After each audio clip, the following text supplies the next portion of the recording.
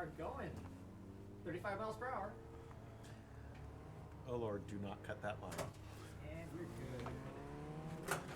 Welcome to the cold open of Season 1, Episode 1 of Tonight We Race Tuesday Crew. Can you really call it a cold open if it's planned and announced? I don't.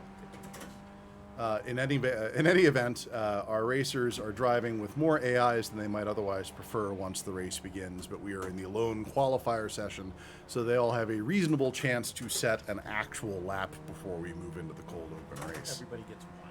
It's just merely just one. Just one.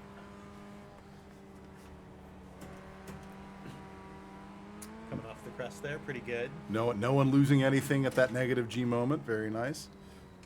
Oh, some people still have an opportunity to make it. It's a non-standard route through that corner at Pod 1.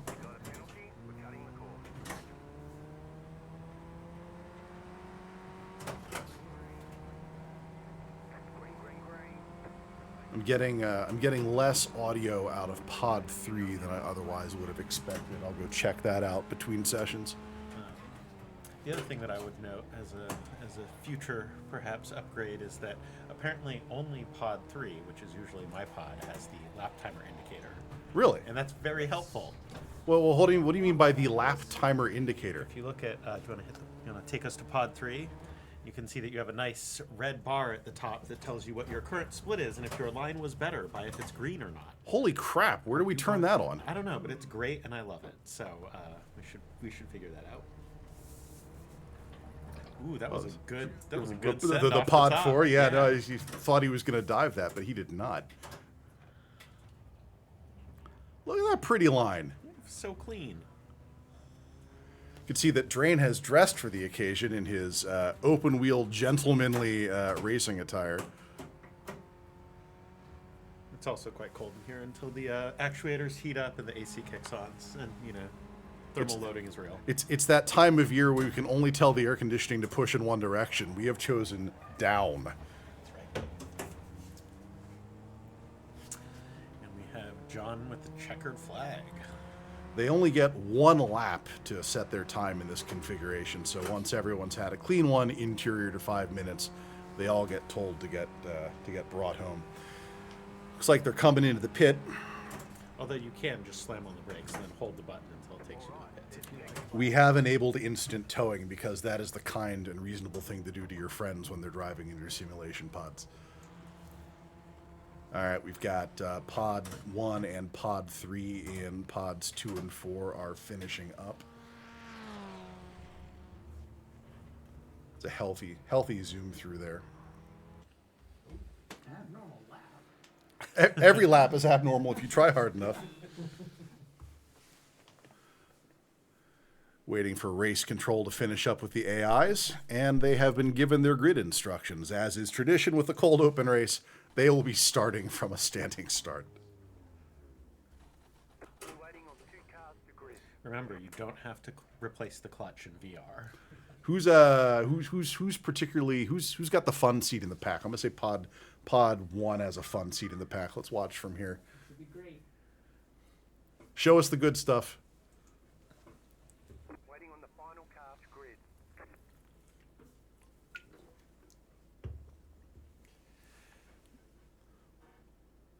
It's the anticipation that kills you. Also, you can click the grid button. Oh, is someone not gridded in? Is that what's going on? There we are. Here. You know. Which light is the go light? Indy, I don't know, Louise. Some of these work. Oh, what she's saying is get your head closer to this thing. That's if you're not a mid-century American musical theater fan, that may not have landed. It's a good view here. What do we got? Impending chaos, hopefully. And they made it through clean. Just because the radius is decreasing doesn't mean your speed needs to. Oh, no, wait. That's exactly what that means. Exactly. Never mind. I'm not seeing any drama here. Very respectable racing today. You know what the problem is? If we say someone's name, they wipe out. Yeah, who are we picking? So I'm not going to say who we're watching right now. I really enjoy the way the AI perfectly respect each other. But not you. But not you. Never you. On the crest, very nice, although I don't think they're flat out right now. You really kind of need to be up towards 95, 100 before going off that crest really screws with you. Oh.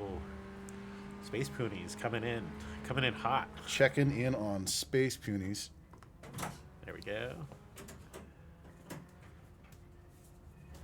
I feel like he'd be around that guy if he really wanted it. Oh, I think it's happening.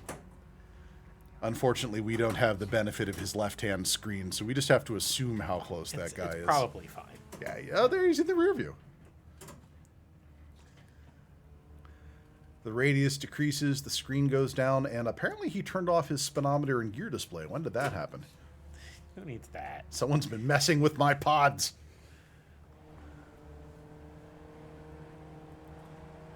Some serious drama over here in Yeah. Drain World. I'm enjoying this.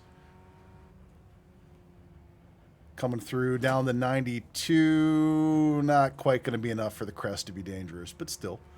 Still exciting. It's always exciting. I love going over that.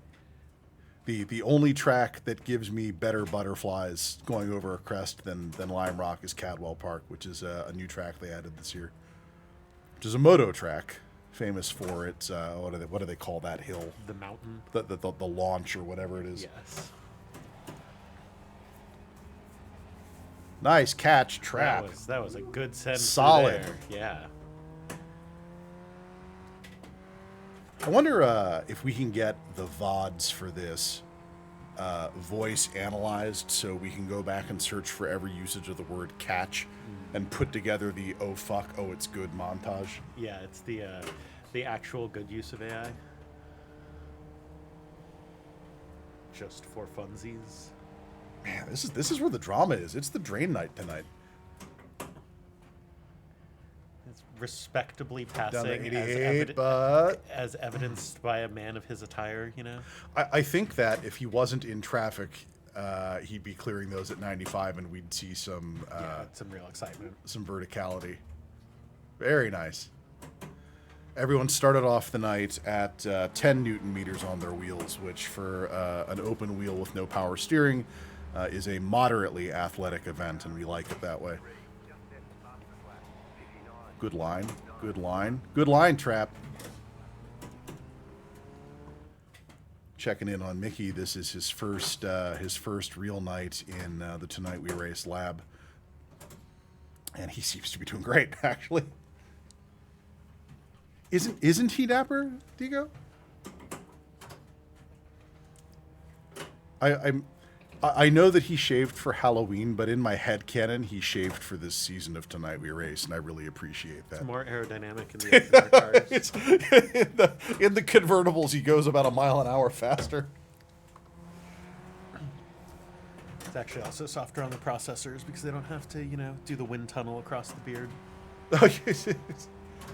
All of the aerodynamic math.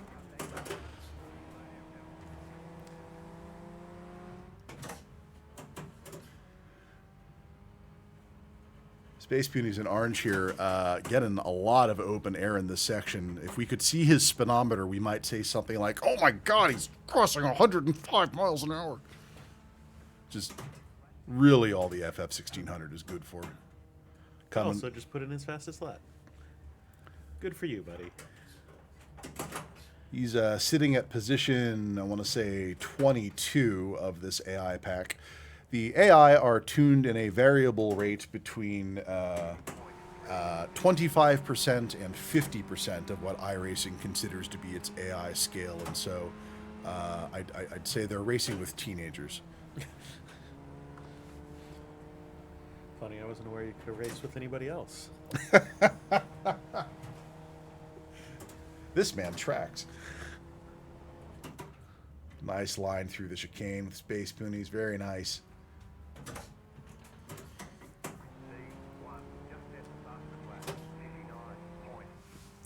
Drain's still hanging out in traffic, sitting at 19. 10 minutes, or rather 9:30 remaining.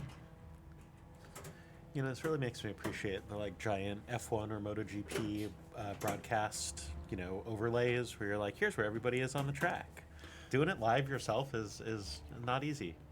So we had this conversation a little bit at the beginning of the show, and we actually wanted to add some of the more interesting third-party overlays to the broadcast for this season, but a couple installers who will remain nameless for the purposes of this conversation crashed out on install, and we wound up just ripping everything back out of the registry and saying next season. Oh, big spin. That I didn't say his name. That shouldn't happen. Yeah. Good recovery, though. What's going on down here in Drainville? Still at 19. We're just sweep through the positions here. 23, 22, and 24. So for the humans, we don't score the cold open race, obviously, but for the humans, Drain's in the lead. Nice through that radius. Have you been practicing? Silence. The silence of intense focus. I'm trying to induce a wipeout here, but it's not sticking. It only occurs when the commentator speaks with pure intentions. Oh, here we go. 100 going in. 92 on the up. Yeah. Oh, catches it. Catches it. That is why I love this track in this car. Just the feeling of the bottom dropping out. There's nothing like it. Yeah, actuators help with that too, because you can actually feel it drop out, which is not a thing that you usually get to experience. They call that heave in actuator design. These pods can experience heave. That's how most cars feel when I get in them, so I appreciate that. Well, you're only used to two wheels. It's a different experience. Oh no! Good catch though. Doesn't break 90 degrees, which is It's not actually a crash. yeah. It's just an inappropriate line. We're gonna go ahead and call that a safe re-entry. Race control wasn't watching. Thank you.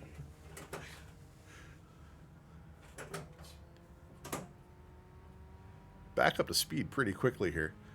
We're gonna see an experienced Hillcrest here. Don't fuck up. Good line, good line, good line. Cutting it tight. Oh, very Extremely nice. clean.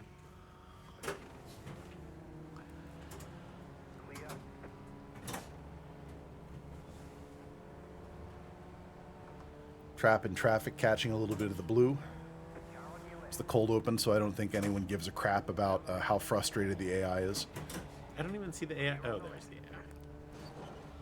Ooh, Good catch. Yeah, good curb catch there.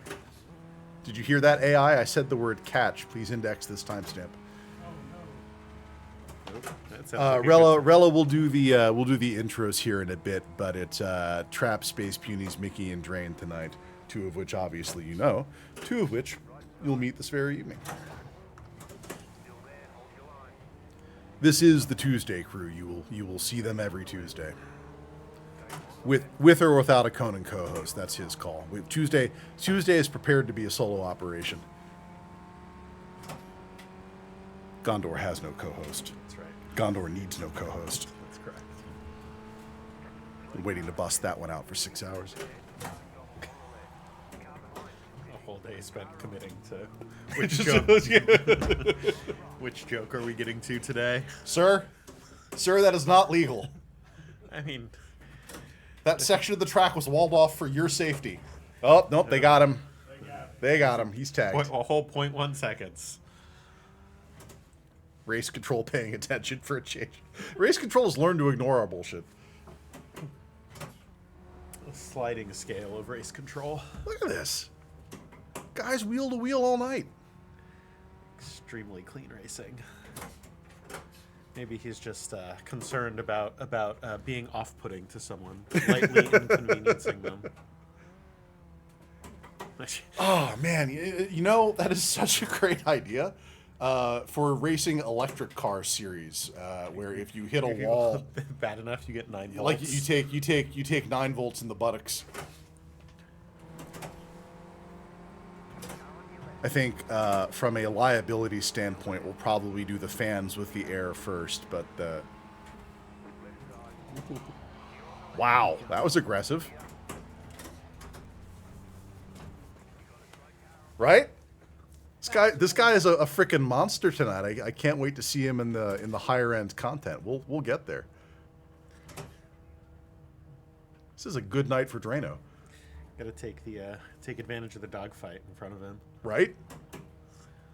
Cut and thrust.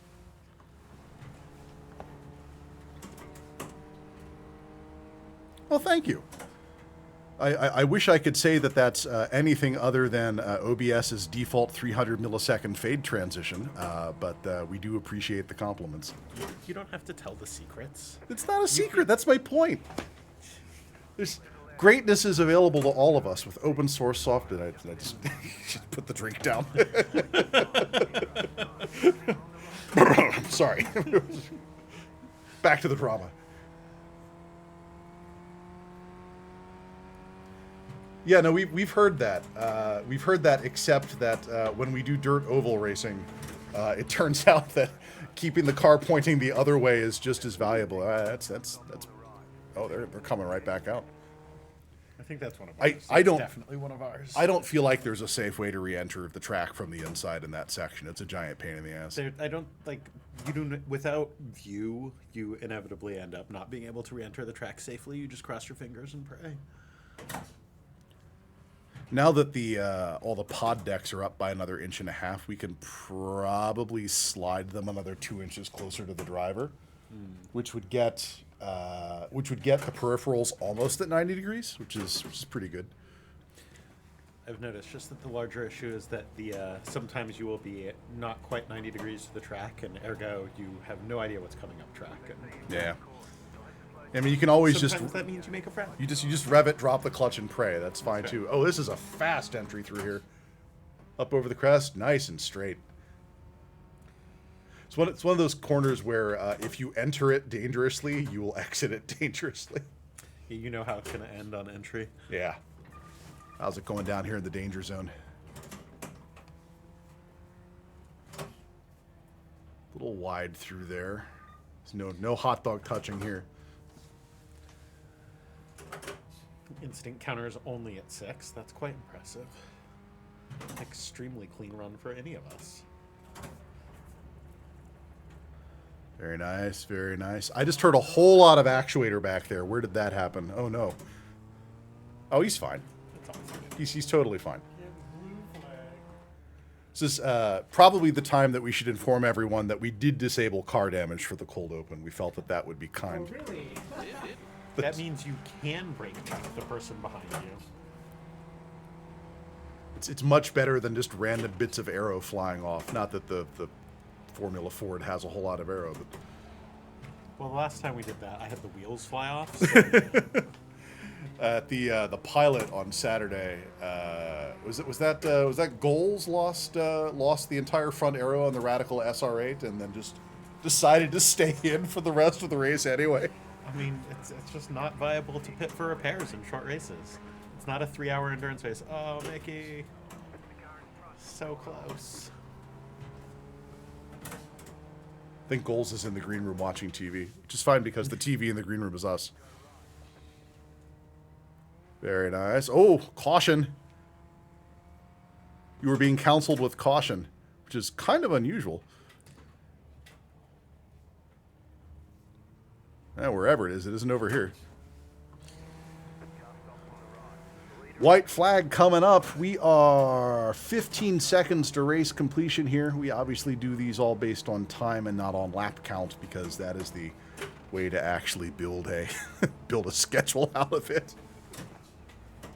I think it was a heroic drive. I think it was particularly heroic.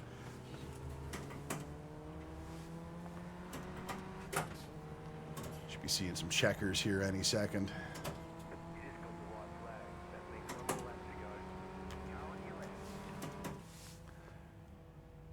He's fighting for that last position. I believe it's possible. This is it, Train. This is the lap to take it, or alternately lose your car. He's open to the possibility.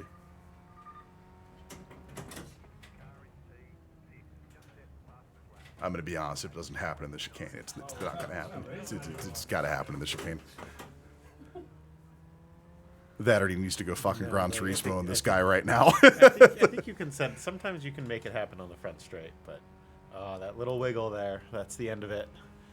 Lose a little bit of drive and off you go. I like Trap's 2 wheels in the dirt line through there. I mean, it's legal. It's, If race control doesn't see it, it's legal.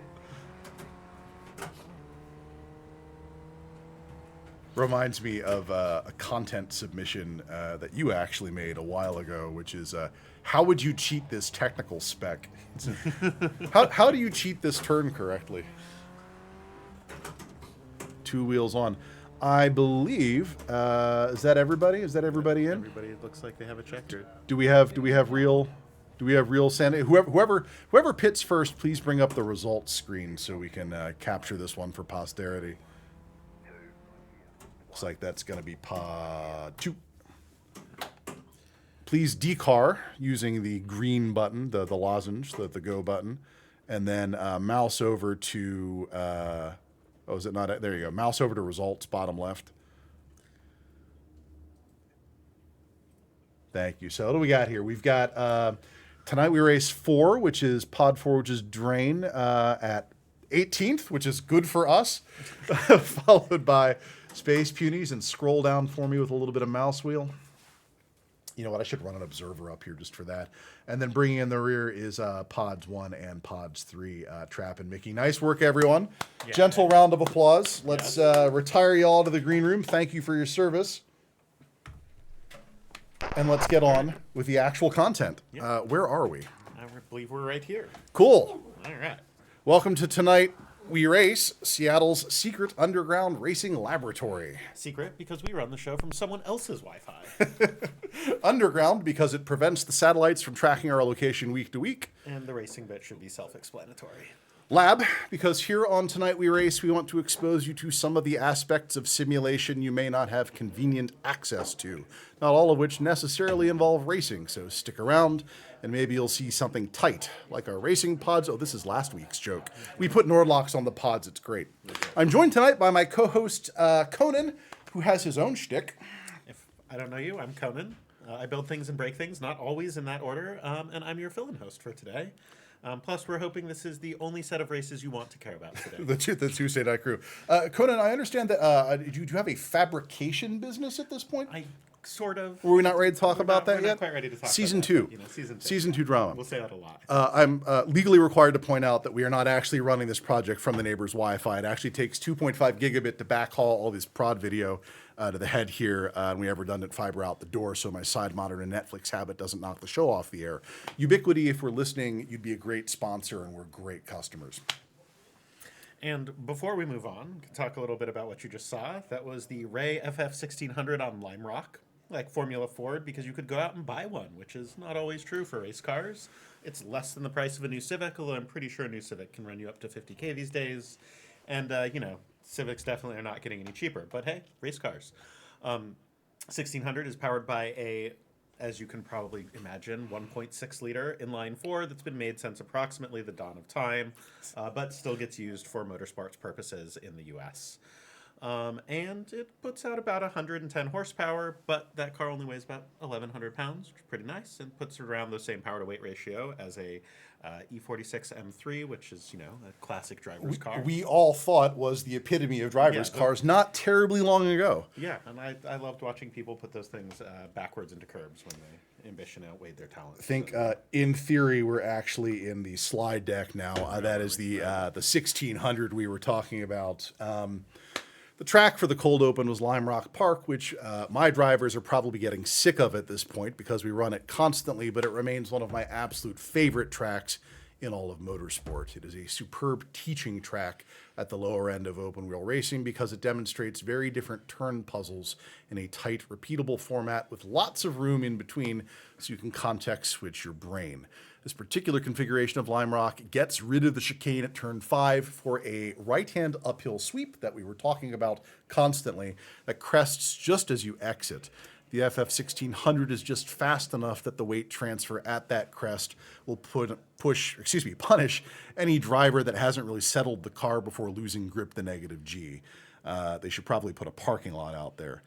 The chicane is too good to waste, however, so it's been repositioned at turn 6, 7, 8, which in the other configurations would be pushing flat out or even shifting into final gear and prep for the last sweeper on a long straight. We love Lime Rock. The speed in the 1600 here, about 110 flat out, and the Formula V, which we also rate about 100. As always, we will intro our drivers before the first feature race, but before that, let's run the news. Bum, bum. One of these buttons. There we go. Buttons. Yeah, hooray. This guy. I don't recognize this because I don't watch F1. I don't think anybody actually watches F1. Everyone This is a says they man's- watch F1, but does anyone actually watch F1? But apparently there was a Brazilian GP. Apparently it was wet. This guy keeps winning things. All right, so Verstappen. It's wet. It's very wet. In qualifying 2, he fucks up. Pardon my French or my Belgian. He qualifies in... I'm sure he got fined for that. or my Dutch. He qualifies in 17th. Cars are running off the wet in the formation lap. There's an aborted start. They actually kick off, and Max is up 5 positions before turn 1. Just slaloming through overtake after overtake after overtake, and that's in the moderate rain. Then the rain kicks up, and the view from the driver's position looks like this. Verstappen stays out in the rain when Leclerc goes in, and one slide too many. They get a safety car, they get a red flag. Verstappen basically gets a free pit stop, swaps on the intermediates, goes back out.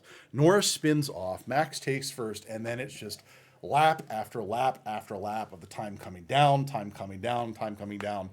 It might be one of the best rain performances like since Senna. It's what everyone's been talking about. 17th, the first in the rain.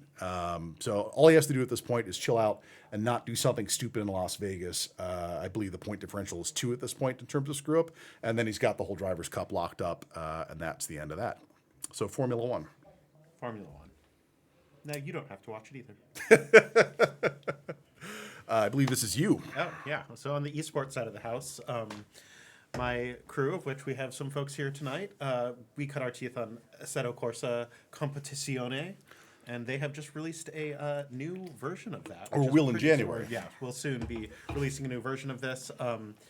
ACC and all of this is always a little fascinating, so we'll see how that comes out, but they have exhibited it recently.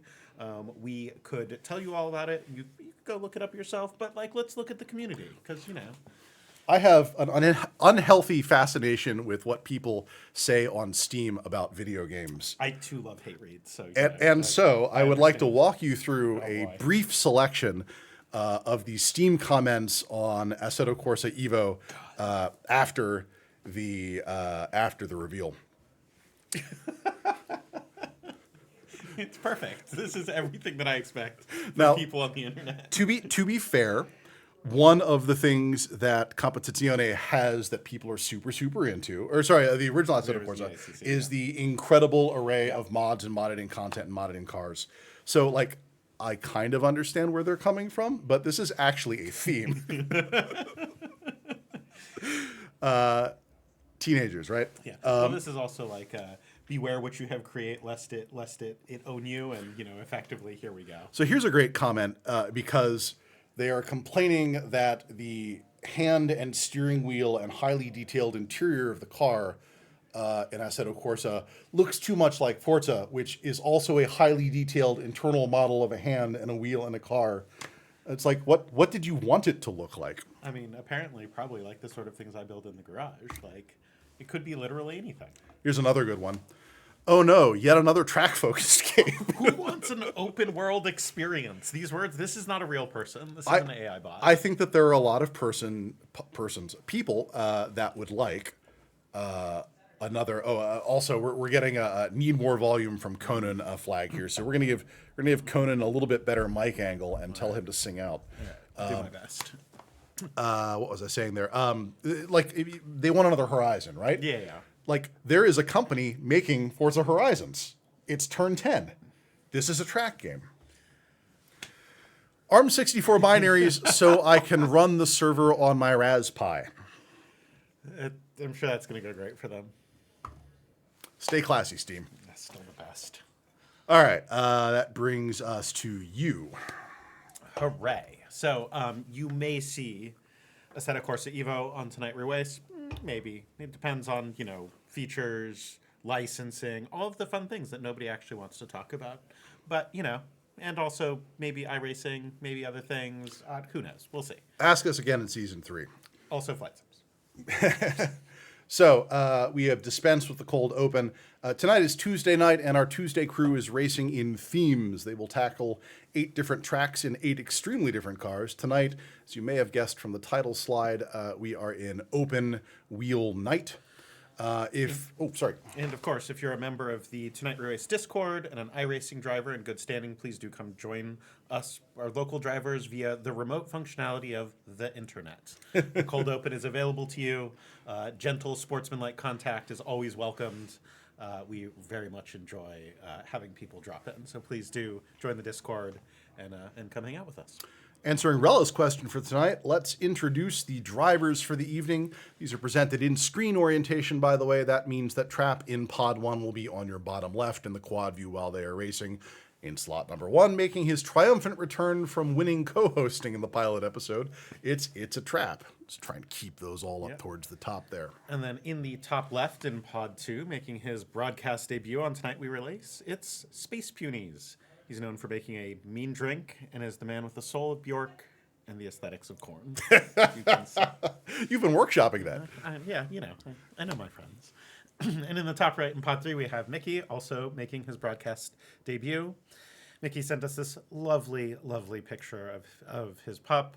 But, we found a better one. Here's a human skull Mickey ready to end you on track, off track, and things in general. Skull Mickey is not to be trifled with. Also, Skull Mickey may trifle with some lawyers, but we asked AI and they said it was fine, so I'm sure it's fine. That is a legally distinct entity, Gemini tells me. In the bottom right, in Pod 4, is Drain, returning from the pilot to now race for real scoring with the Tuesday crew. This might be a good time to introduce how the Tuesday crew is going to be scored. I think I got a slide for that. So we are going to be doing a very, very basic version of scoring for the 8 races that are being counted here. We're going to be awarding 5 season points for first place and then a decreasing number. We have not figured out how we are going to handle buys or no-shows because hopefully we do not have any buys or no-shows. We're also awarding 1 season point per night of possible challenge, which is what we will do with content like Bring a Trailer. So, all of this looks on our end like a spreadsheet like that. For you, it's going to look like something like this, which is nothing going on here. So let me go blink the fires of Gondor here in the green room, and they open the door. The lights work. What a day! Technology can be made to work. It can be taught. Give us 1 minute. We need to get everybody. So we don't have our technical assistant tonight. So we're going to take 2 minutes here and get everybody into their next race. Double check on. Yes, we can go ahead and do the. I'm going to let you run the next race intro while I go ahead and help them get slotted in using this. Cool. So the makeup and purpose, as you may know, of varying formula racing formulas is to maintain a nice and competitive environment where things are reasonably some degree of fair, supposedly. But in the year of our Lord, 2024, Formula 3 is the feeder into the higher tier Formula 2 and Formula 1, which no one watches. And while you don't have to spend any time in F3 to get there to F1, most drivers end up doing it because that's just the way that you enter the scene as a whole. And frankly, having played around with this a little bit in the sim rigs here, these things are delightful. Really, really recommend them. For me, it's the closest thing that I will get to feeling like I am driving a leader bike on the racetrack or riding a leader bike on the racetrack in a sim rig. It is really, really fun. You tend to run out of courage before it runs out of car. You can pitch it through some very high-speed corners. And it just sticks until it doesn't, and you're going backwards at an extremely high rate of speed. So, bonus, your head is just as exposed on this thing as it is in a motorcycle. You get that real good aesthetic from the driver's cockpit. So that open wheel aesthetic is excellent, and it looks like we are slowly loading people in. I don't know. How does this all go anyway? So what we're gonna do is we're gonna trap once everything's in. We're gonna advance everybody straight to qualify. All right. What's practice? What- Never mind, this Okay, car is okay, extremely okay. fast and Give hard everybody to drive. give everybody 5 minutes, and then Yeah, we'll then we'll it's advance. probably- Okay. The We're car fine. that I just described is like riding a leader bike on track. Yeah, just send it, boys. Godspeed. Sorry, where did I lose us? Ah, yes. We are here. Yes, we're there. So we'll be taking the F3 onto one of the most storied open wheel racing venues in history, which is Circuit de Spa-Francorchamps.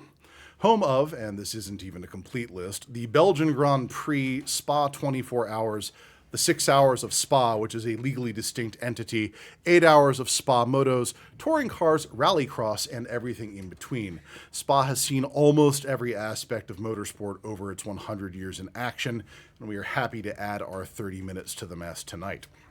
You can find me on Spa Rallycross by cutting from turn 10 to turn 17. Very fast line.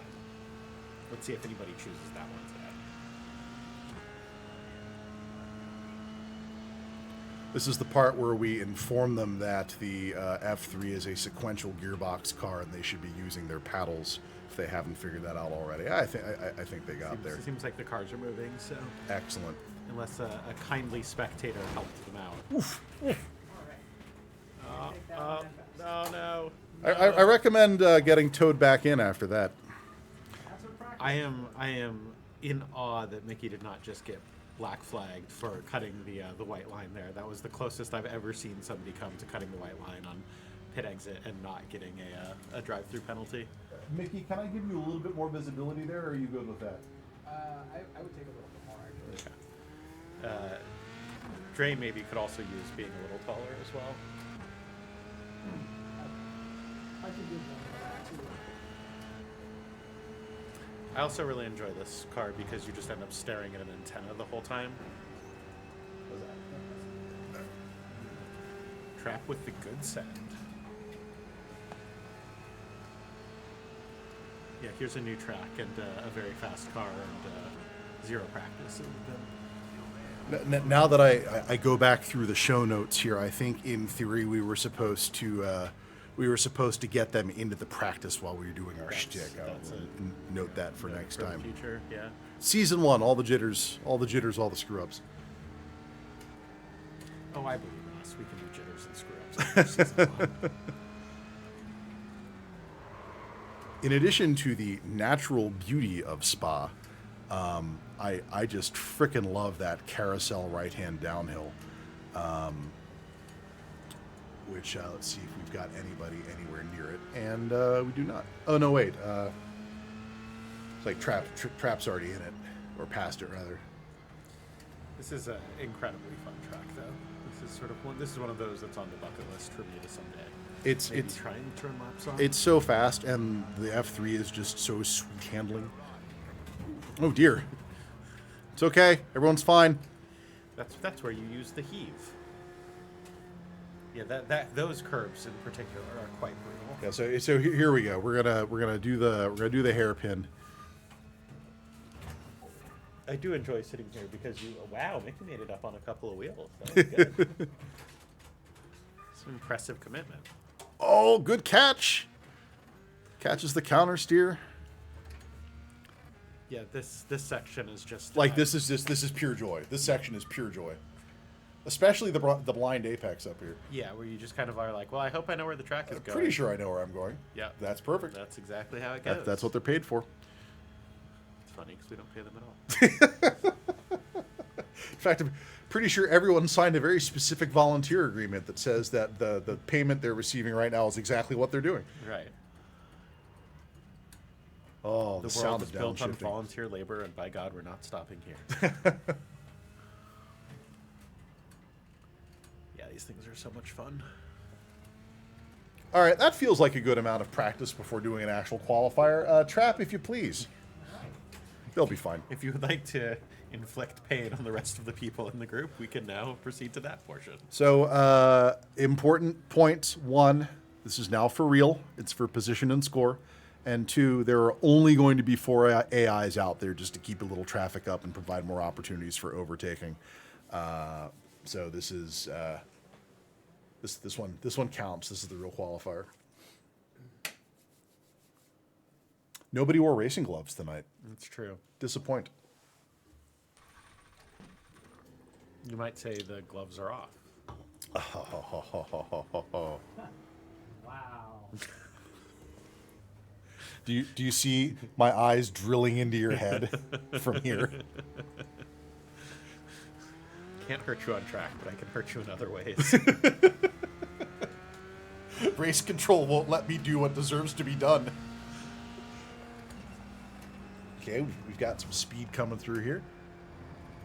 Well, the other great thing too about the pit exit qualifying lap is you can't actually do anything on it. No, it doesn't All you count. can do is break your car in the process of getting to your actual qualifier lap. So we leave the racing line on here as a preference at the studio. This is one of the places where For that reason, you should pull up John's. this is one of the reasons. No, exactly here. This is where the racing line will lie to you. What the racing line is telling you is veer right because that's where the road goes, and it doesn't tell you it's about to veer right back. But he's going to get a second shot at that. What do you think the cost of a Formula 3 car is? God, I have no idea. That's a great question. I feel it like- cannot be cheap. Like we need a clipboard, and people need to be tallying replacement cars. replacement There cars. we go. That's the That's line. My faith in humanity is restored. Let's watch someone else. Ooh. Yes. Ah, the control. Oh boy. Is it bad when wheels touch? Got on the inside, dove through. Very nice. Very nice. That's clean. I don't really feel like that red car was defending that one all aggressively, though. Gotta check those rear view mirrors. But I also know that going off the track is very slow. Do you get the impression that Drain's been practicing?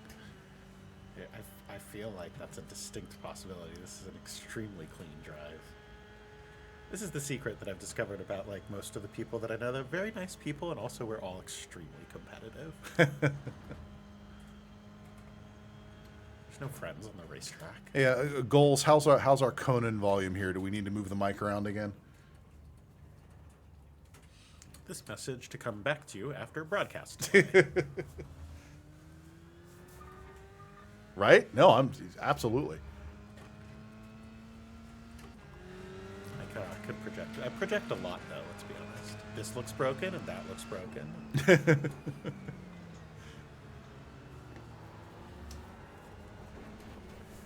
No, we're gonna do that. We are, in addition to the Chibas consult we are going to do. If we wind up not going to XLR audio on that, we're just gonna put a second wave up here, and then people can maneuver it into their face however they want. You also note that we have the second Lumix set up here that we're not using, so there's just only so much time in a work week. Let's take a quick look at Pod 3 here.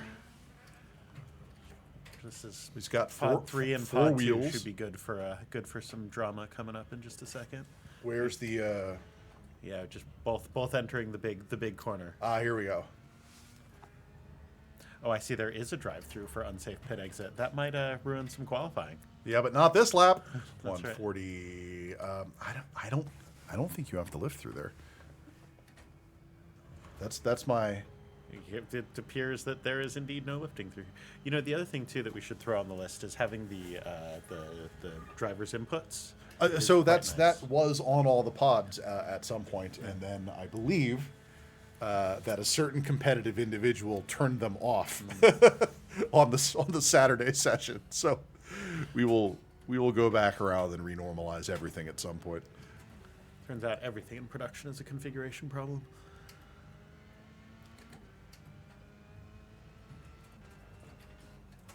Well, these things break really fast. Yeah.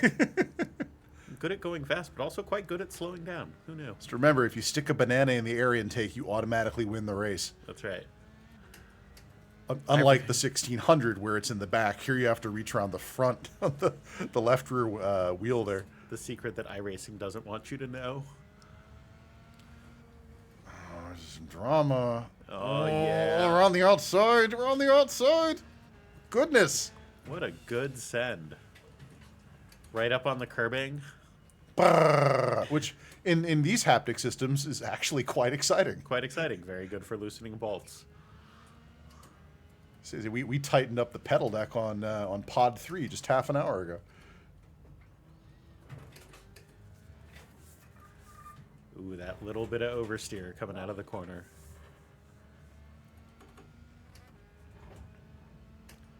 Now the chase. Yeah, like I think this is recoverable. This is totally recoverable. What else is going on in Drama Land here? A little bit of aggressive hairpin entry and exit. Do you think that iRacing models the like rubber transfer to the gravel trap for when you go off? No, I don't think it does. No. Yeah, it's only in the rallycross versions. So we're at 4 minutes remaining on the open qualifier here. Let's just take a quick look around the table. We're seeing a 2:27 on Pod 4 with Drain. We're also seeing that is the third place lap. We are not seeing a valid time on Mickey yet. I don't think Mickey will be able to get a valid time because of the unsafe pit exit. Yeah. Space Punies has his display tuned to relative right now, and I'm not going to go. But the last is indeed a 2:26, so I'm not going to go screw with that while he's driving. fourth overall. Yeah, so I'm guessing the AIs have something to say here. If we had one more monitor on the head end here, I suppose we could actually throw iRacing up in spectator mode. Yeah. Hang on, is this 40 class G-force? We could probably fit another monitor on here. All right. Season 2. Season 2. Oh. Where is it? Nope. Oh, it's the I was gonna say, why can't I see the position? Why can't I see the person? See, you can see it. Here we have a... See, I love that split display. I need to know where that gets turned on. I cannot race without this with this split displays. I mean, I have them on my track bike. I need constant granular validation Yeah, I need of my 100%, existence. Yeah. If the lights are green, I'm a better person. What's even better than the light being green is the little number going up slowly by 1/100 of a second. Yeah. I think I want to be watching this. Yes.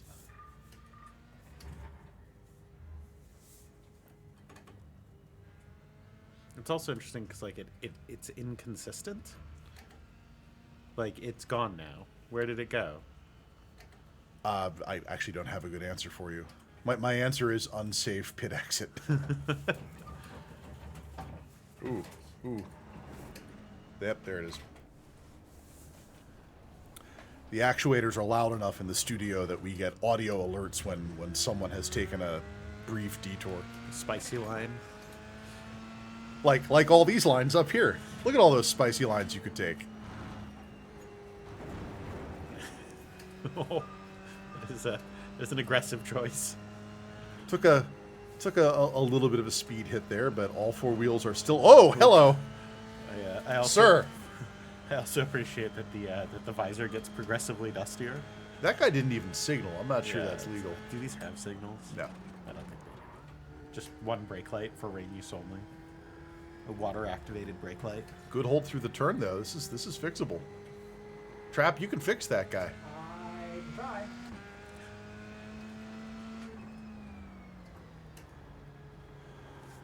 One thing that we consistently note about our drivers in the lab here, especially in cars this powerful, is that people tend to underestimate how aggressively they can brake these cars, which is somewhat problematic because we race things both with and without anti-lock brakes, and we don't always tell the drivers up front which is Ever which. tell the drivers up front which is which. But maximum brake input on these Hosenfeld pedals is about 150 pounds. Or put another way, you will probably break the back of our seats before you outbrake those pedals. It was a little... Brutal spin right off the curbing there. Are you still pointing in the right direction? Yeah. Or are you referring to this? Yeah, I'm referring to that, yeah. Is that a Crypto.com advertisement? Ugh, Man. nothing is free of sin. God damn.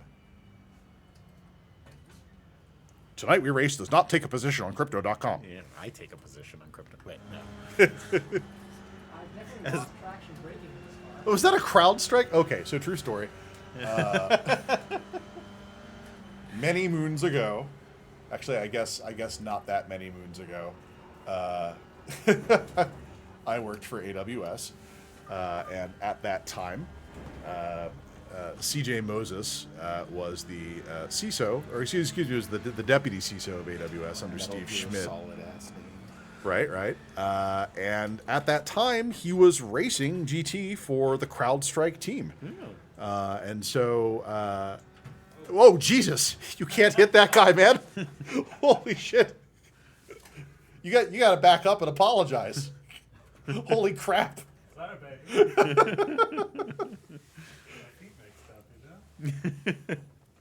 Get that old man ethos. 2 minutes remaining in the qualifier, which means that it's basically this is going to be everyone's last lap. Who is Unless you have still out? already run over your pit crew in this Yeah. case. So just hypothetically here, I'm going to say that Drain's qualified in 6th. Mickey and Trap or Trap can go ahead and pull up the results screen. We can just actually look at this and not guess. I love guessing. Looks like, is that Space Punies? Kipling now in the lead with a 2:16. Well, it's Kipling's game now.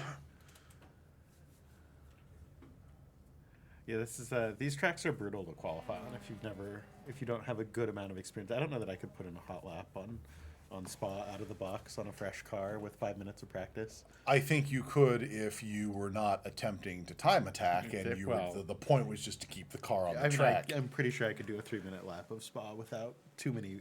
The question is, are you actually physically capable of trying to do a 3-minute lap on Spa? I've never been capable of such a thing. All right, our racers are ready to grid up and do it for real. This one's for the points, friends. It's for the points. 5 cars left to grid. Still waiting on Best of luck. Remember, the AIs don't count. We are only scoring you. So absolutely go and put a pass on an AI that's extremely ill-advised. Yeah. Ooh. Oh, dramatic start. Whoa. Oh, dear. Oh, that's a very large amount of car. That appeared more vertical than you'd otherwise expect out of your vehicles. Look, but all the cars are still here. All of our humans are here, Yeah, so it's fine. and the flag's still green. That's right. I love the way that the AI backs off so aggressively over that crest because you definitely don't want to be going to the brakes right there. Nope. This is a flat-out section in the F3. I don't know how it is in an F1, but... Drain slurping the air back there. Oh, what a dive bomb! Punish them. Ooh. But not by making the wheels touch. When the wheels touch, bad things happen. Is that an AI or is that one of ours? I don't think that's one of ours. I don't know. Keep forgetting to paint them. Well, no, actually, we figured out what the problem is with painting them, which is that you have to do it per car, per pod. iRacing, if you're watching, I would really love to see that orchestration software drop. That would just make my absolute millennium.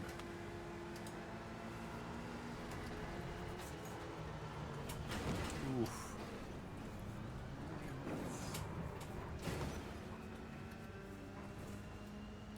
Waiting for my... Is this a malware byte sign coming up? No. All right, fine. Ooh.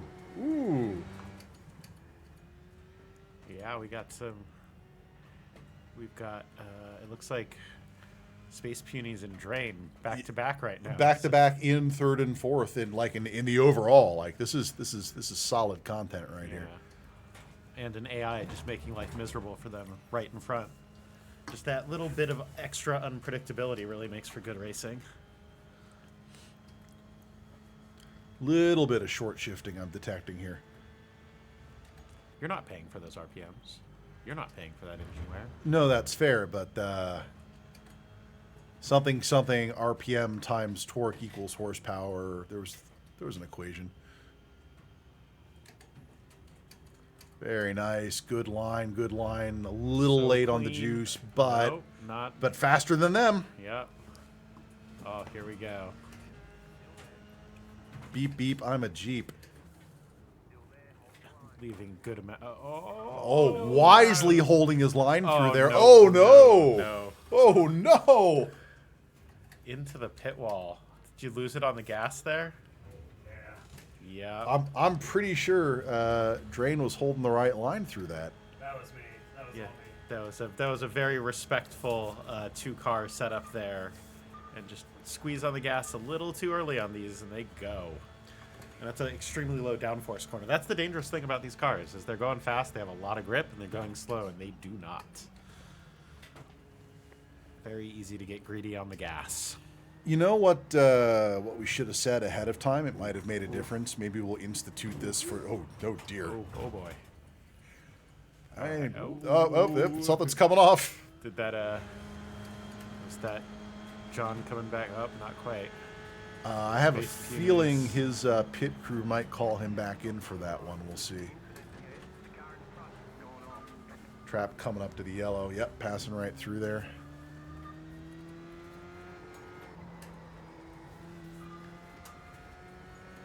Back out in the clean air. This is still a very competitive race.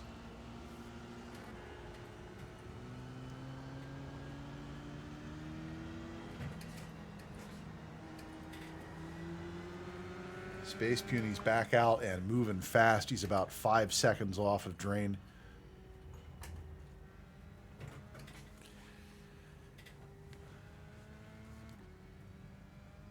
That means you should just be able to see him at the back of that other straight. We'll see if the beckoning makes him hungry.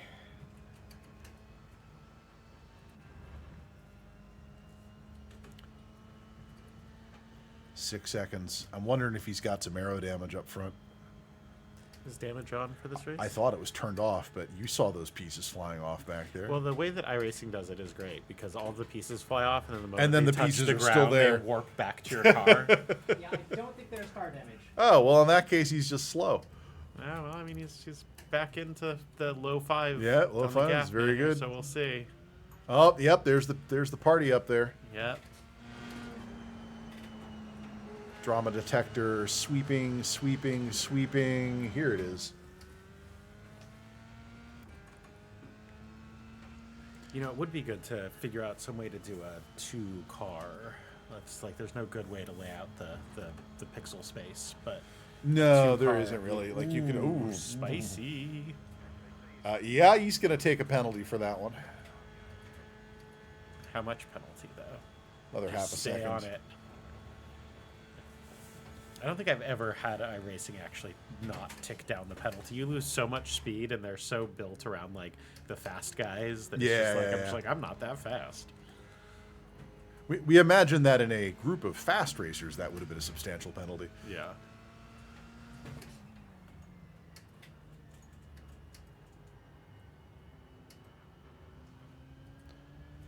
Titan outside, totally doable. Ahead of him is Chris Lurch, the AI, 2.4 seconds. Those are so the thing is like this lap timing is so much slower. It's one of my kind of gripes about iRacing is they're very inconsistent about how they present times. It's at the splits, right? Yeah, it's at the splits, and it's also not always the most useful because the split deltas might be a little off, whereas the relative that you can see on Space Punies actually shows the immediate numbers, which is very handy. For example, you can see that from that particular incident, Space Punies gained about a second and some change on Drain. So the beauty is we actually have all of those displays programmed into each of the driver's steering wheels. We can there's buttons. The mid wheel on the right hand side of the wheel will snap all the way through those, and then you can D-pad through all of the settings for cars that support it and whatnot. We just thoughtfully have not told anyone about that. It's You best can't- if our drivers have something to discover during their race. It's important to feel a sense of agency and autonomy when you're driving on a racetrack. The spicy save. That should not have worked. Okay, you know what? He's still driving forward. Physics doesn't lie. Drain's still on the hunt for Chris Lurch. He's pulled it into about a second and a half. We're in. If this were a DRS-equipped sort of a race, he'd be in the DRS zone. With 12 minutes to go, there's still plenty of time to play the game. Yeah, my kingdom for an over-the-shoulder or spectator view on this because It's doable. We just have to. I haven't pulled up the performance stats on the head end here yet, but once all the networking stack got replaced, I'm pretty sure we're not even breaking 20% on the CPU and GPU. So we could probably have a whole other monitor with a whole other person running the spectator views. That's unfortunate. Oh, But this boy, could also be unfortunate. Okay. that was shockingly respectful to not just mat the gas and put the block pass in. Yeet.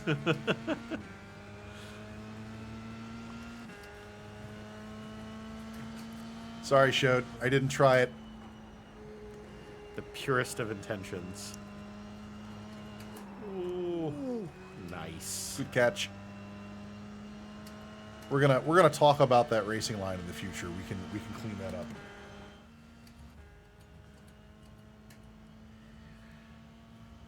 You just want to watch Space Punies do clean laps all day long.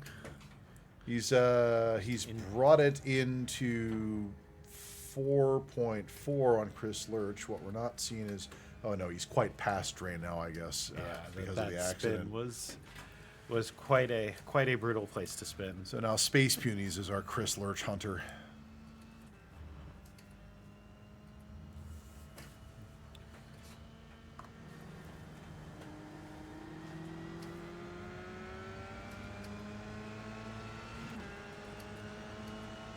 You know what's really amazing? It's because we're using open back mics for all the pods. We're getting all of their transmission and engine lined up here at the head end, and it's kind of great.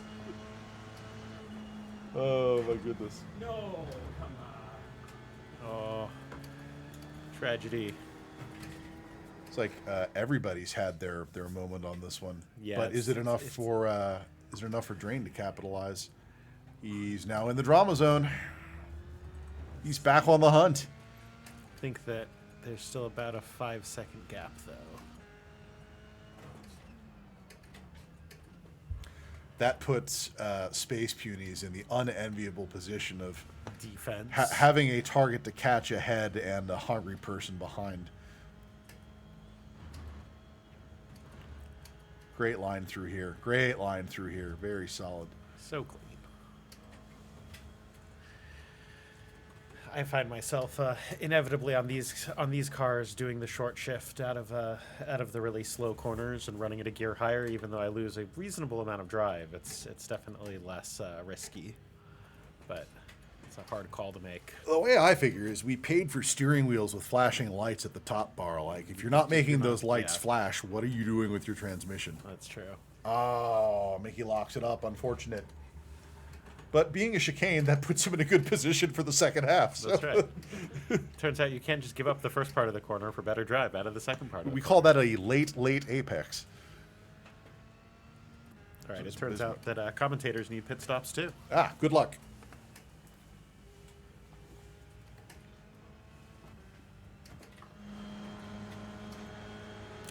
Here on Tonight We Race, we have thoughtfully equipped our studio with a restroom.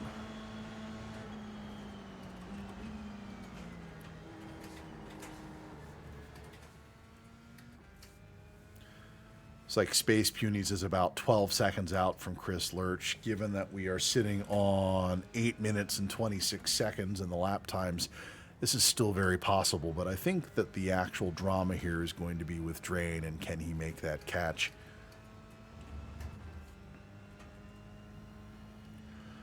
Eight minutes, 4 laps, 5 seconds to catch up. Really, realistically, more like 3 laps. possible, but going to take some mistakes up front to make it happen. So obviously, we're gonna watch for mistakes. Nice pass through there. Didn't quite get the hot dog, but good acceleration out of the final turn. Into the line now, 6.1 behind him, 6.4. That'll shrink up right here, obviously, through the hairpin.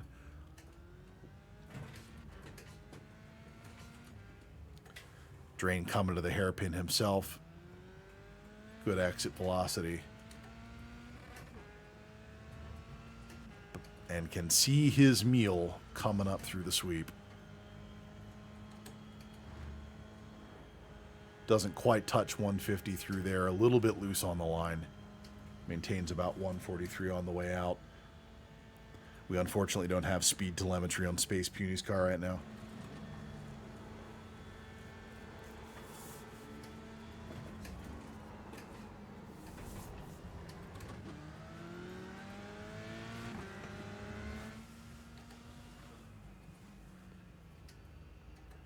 Space Puny's 10 seconds to Chris Lurch and Drain at 6 seconds behind. I now think that we're sitting on, realistically, 2 laps to go here. I don't think we're going to see any positional changes without something major happening here.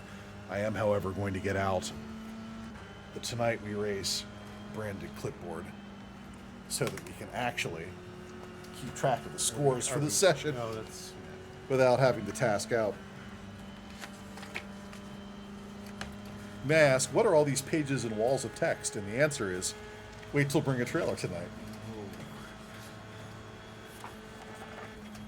I'd like to purchase a clue.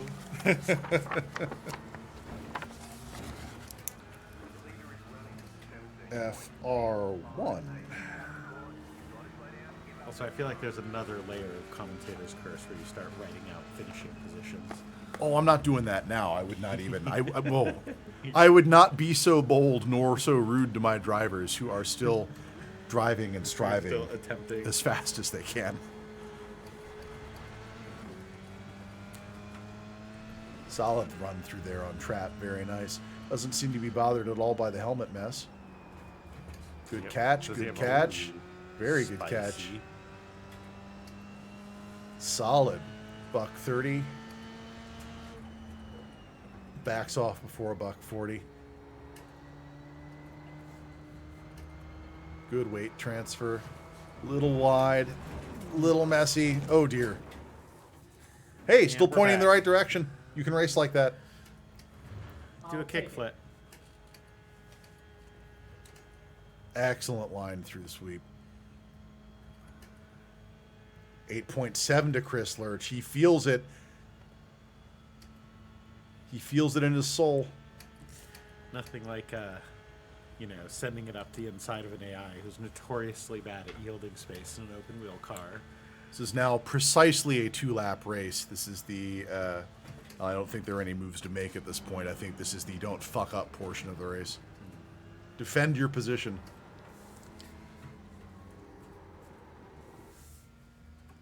Checking in here on Mickey in the orange. Buck 20. Buck Somebody got a 30. KTM car. You know, I almost put a KTM in Bring a Trailer Oh, tonight. yeah. There's one in yesterday. I don't know what day it was. Turns out people sell KTMs an awful lot. Jesus, it turns out, yes. It's true facts. They're Not our fight. Word. The pit crew in Sir. iRacing is the most unkind pit crew. Like it's unbelievable how much they are just absolute jerks when they don't need to be. The leader's coming up. Slow down. You don't deserve this. Space Beanie's back out the 10-6 on Lurch. And Drain back out the 10 on Space Punies. Oh, drama detector went off. There it is. You got a penalty? Race control. Slow down. Sir, you can't go that way. Yeah, Sir, we shall penalize you.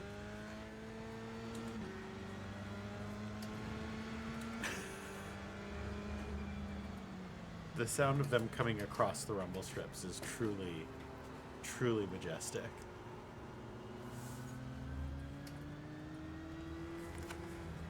We have.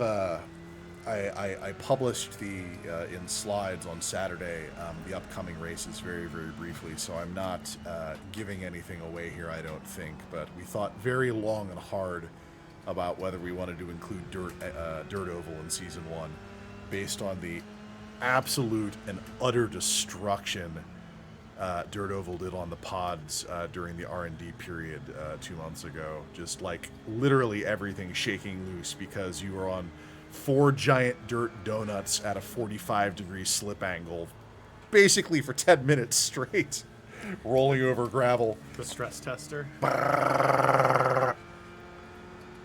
The actuators did wonderfully. It's all of our bolts that had to get reset. Well, maybe we fix that. I Only one way to find out. I feel, trying not to break the universe here, I feel like the actuator mounts are now in a really great space. They're in a really great position. Yeah, I'd be immensely curious if any of the Nord locks ever failed on you, because they are... We actually, hold on, I have something for this. Oh, yes.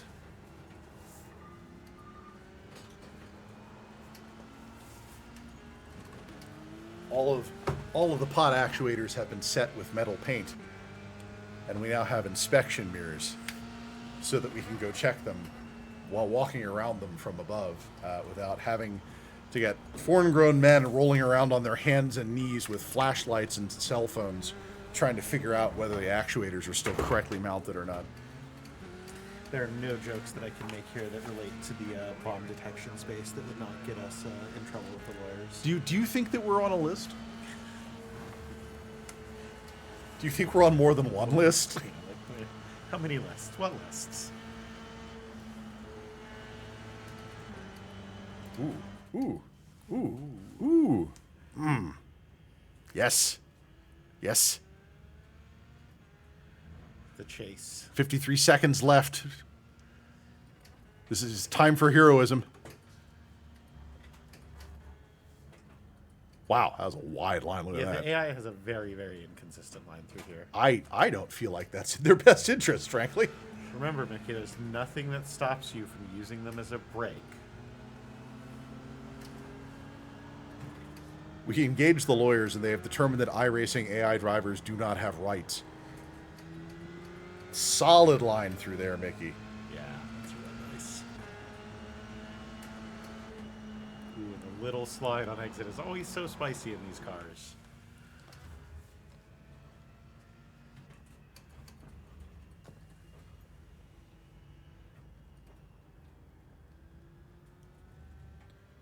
Hey, pay for all the track. Why not use it? Absolutely a good line through that corner. The racing line, like, I have some issue with the racing line in ACC, just because the way that, like, they're optimizing for sort of generic perfect line, and it's not always the greatest, but at least gives you a sense of something to work with, which is really nice. Like, I don't think that the Formula 3 cars can actually make it to the exit there in that particular circumstance. Like, they don't need to use that extra track, but, you know. We are looking for our first checkered flag here. I believe that's going to be space tunes in just a moment, or it might be trap. I think it's going to be Space Beauties. Oh, I don't know how. Yeah, I don't know. So here's the. Trap just picked up the checkered. Oh, look at that. Pause 7. Right. There's actually still a good amount of a very fun back section through the trees here. Oh no, sir, you are an obstacle.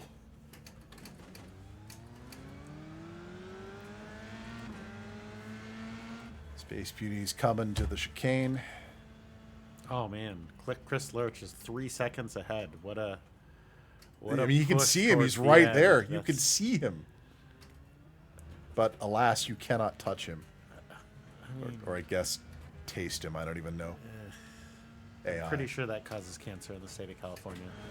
You know what else causes cancer in the state of California? Everything. What a drive. What a drive! I can hear the meaty exhales of the racers as they exit here.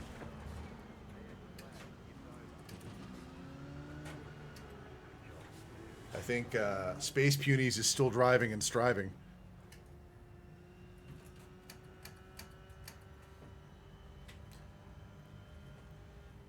Just straight into the wheels. You can do it. Rubber on rubber. Pit 'em in, lads. Pit 'em in.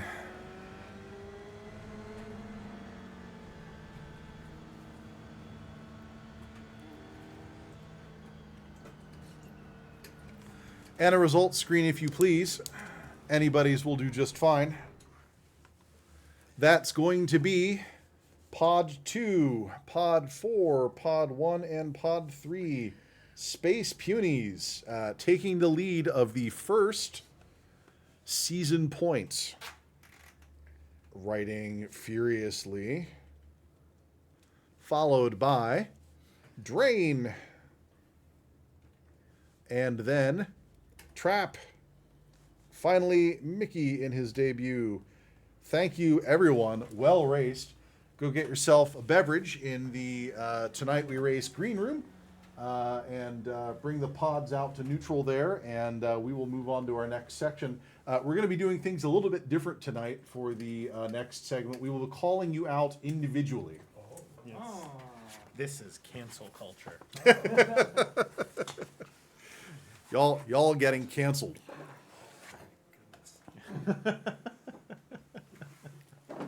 Very nicely done, everyone. Y'all are gonna get us canceled. Actually, I should see in what order we're going to do this in, because they probably would like to bio break here. Let's go ahead and Selected via. there we go. All right, so it's a trap first. Perfect. Okay. Trap, are you available? Now you have to hit the button. So Condor calls for aid. hold on, I gotta up. There we go. All right. You have a co-host who can do co-host duties here. Oh, right. This is why we have more than one human. So, Traps up first. with our racers safely back in the green room, should have put a bumper in there. It's time for my favorite segment, which is the Bring a Trailer Challenge. We've changed the format of Bring a Trailer just slightly for the main episodes of the season, namely that it's not the co-host on the spot anymore for each of these, but in fact the drivers themselves in a randomly chosen order to perform one challenge each with a season point awarded for a correct guess. But one chance only. We've also changed the rules of the vehicles selected just slightly to make it easier to do bookkeeping. We now have the vehicles following the following criteria. The first is that the auction had to have closed within the last 24 hours. So we're not chasing a moving target that might be different depending on who F5s when. And also, the auction needs to have at least 5 bids. We had that at 10 earlier, but that would have excluded my favorite auction from this set. And so I reduced it to 5 because, God damn it, I make the rules. So these are recently past tense, not present tense. And this is so we're also sure that Conan doesn't run out and try to buy a motorcycle while we're trying to do the broadcast. So, Robbing me of the few joys that I have. I apologize. Please give up your chair for It's a Trap, who is our first driver in the challenge tonight. Trap, how you doing? My arms are tired, but we're good. All right. You know how this works, right? I know how this works. You've seen this enough times. Yes. Trap, here is your Bring a Trailer challenge. All right. Let's do this. A 1986 Benz 300D Okay. or a Soviet-era M1939 anti-aircraft gun. Would you like to hear a little bit about the contenders tonight? Sure. Tell me about the contenders. So the Benz 300D is kind of the epitome of the 80s diesel Benz. This one was imported from the Netherlands in 1985. It is supposedly a one-owner Benz. It's a 3-liter diesel, inline 6, and my father had one of these, and so I can tell you what noise it makes. It goes knock, knock, knock, knock, knock, knock, knock, knock, knock, while it's sitting and idling, Excellent. which is pretty great. The odometer shows 3,200 miles. Right. What else is interesting here? Like all the standard alloys, central locking. It's got a Blaupunkt stereo. The clean title is a Texas title, but interestingly enough, the car was not in Texas. What would you like to know about the anti-aircraft battery? I mean, tell me about the anti-aircraft battery. So this is the M1939. It is a Soviet 37 millimeter anti-aircraft battery on a trailer. The trailer is articulated. It has two articulable wheels. The 37 millimeter Soviet anti-aircraft gun is actually based on the Swedish Bofors 40, but not as effective. If you saw this in, say, War Thunder, we'd put this at a battle rating of like probably 3.0. Okay. Like it's still hitting with a 37 millimeter round. Notably, this one is inoperable. Okay. It has taken anti-material rifle fire through both of the sights Okay. and comes with one 5-round magazine. I mean, that was nice. Very nice of them. And so it's a trap. So question. Yeah. Does the anti-aircraft gun have an engine? No, it is a towed piece, and all of the gun laying is performed by rotating wheels by hand. See, that's tough. Because the thing on the left, the Benz, has an engine. The Benz does have an engine. Yes. You've got an engine with 3,200 miles on it. Right. Yeah, 30. How many wheels are in the odometer on that thing? We're reasonably certain the Soviets did not make it with an odometer. Right. So, for one season point, which of these two sold for more on Bring a Trailer? And before you answer that question, audience, would you like to take a swing? And no, you can't look it up. If you looked it up, then don't do that. In fact, I'm going to shield this so you can't see it. Thank you. What's in the mag? Mateo, nothing is in the magazine. Let's be realistic. Oh, it is Texas, though. Yeah. Speed holes. All right, Trap, your guess, please. Yeah. Tough call here because, obviously one is a car that you could actually drive. The other is, right now, a showpiece of some sort. But I feel like that has its own value. So I'm going with the anti-aircraft gun. Trap says the anti-aircraft gun survey says... Ba-da-ba-da. You are correct, sir. All right, excellent. By $3,000. So instead of buying a used Honda Civic, you could buy a 37 millimeter anti-aircraft battery. Yes. Call out from the green room. So that is another point for Trap for winning his Bring a Trailer challenge. Congratulations. Excellent. And bring me Mickey. All right, Mickey is up. Just going to slide that back here. Mickey, come hither. All right, Mickey, you are up.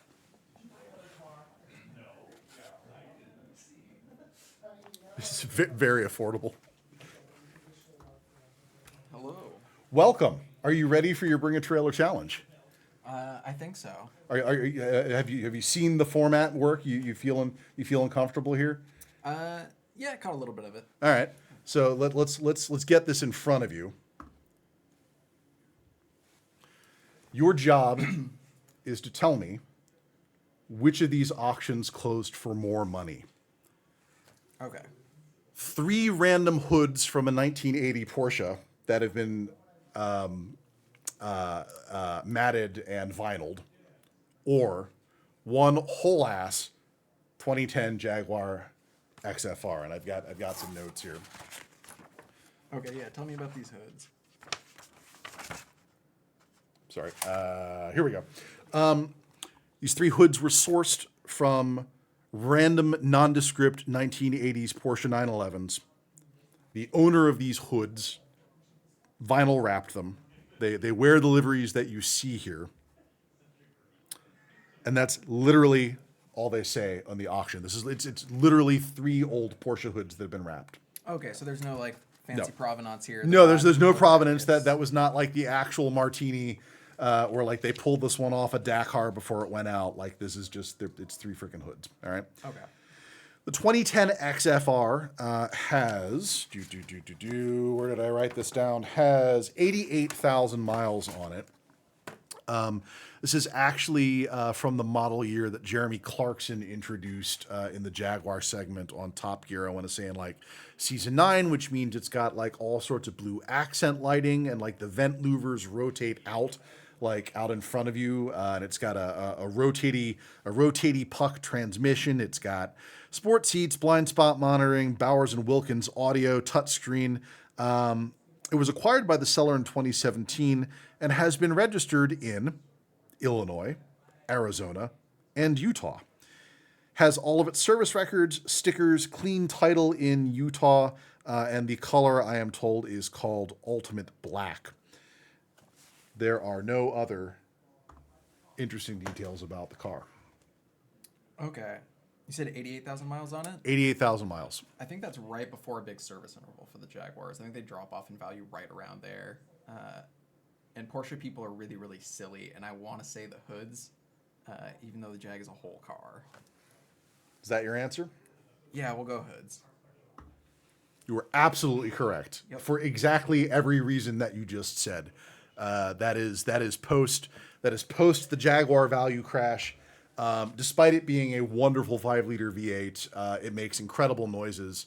Like, that car is basically rolling metal at this point, and it's not going to last very long without a full overhaul. They had some maintenance work done to it, but what was really surprising to me is that this is $5,000 each for hoods. And like, when you look at the photo deck for the hoods, like they flip around to the other side. No, it's still just a hood. A Jag. We shouldn't do Clarkson here. That's not what we do. Anyway, I do believe that was a victory for Mickey. Mickey picking up 1 season point for the Tuesday League, and please bring me my next victim. All right. Which I actually don't remember who it is, so I'm going to go ahead and look that up by looking ahead because I'm dumb. It's Drain. Give me Drain.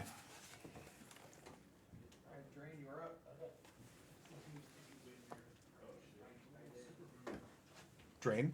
Hello. You're looking a little less dapper than you were in the driver's seat. Cosplay's hot, man. All right, you ready? Yes. You know how this works. Yes. Your challenge is a 2018 911 Turbo S Coupe or a 1970 Superbird. The famous Plymouth Superbird. The famous Plymouth Superbird, and let's go through the numbers here. So that is a 991.2 911, which, if you're into generations, that means it's right before the current generation. It has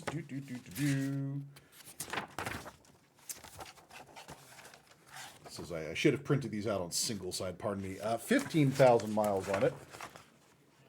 That is a paint to sample oak green metallic, which means that it is both exceptionally rare and also cost the first owner $12,000 for the privilege, just for the paint. Seats are in saddle brown, which is very popular with Porsche greens. This is, of course, the twin turbo 3.8 flat 6, all-wheel drive. It has as much torque as it has horsepower. I have tracked this car at PEC. And it is probably the most religious moment I have ever had behind the wheel at launch control. So that's the carbon ceramic brakes. That's another $8,000 at the factory. Front axle lift system, so you can drive it in actual cities with actual streets. Sunroof, LED headlights, PDLS, park assist, backup camera. It's purchased in 2020 and is now offered with a clean Carfax report in California with the title in the owner's name. What's interesting is that they call that out explicitly, which makes me wonder what the actual provenance was. Basically, one more complicating factor. They have chosen to put the 20-inch center lock wheels on it, which means unless you've got a 5-foot breaker bar, it is actually impossible to change the tires on this vehicle. Okay. All right. It looks cool, though. As far as 911s are concerned, it's probably the best looking green 911 I've seen in a long time.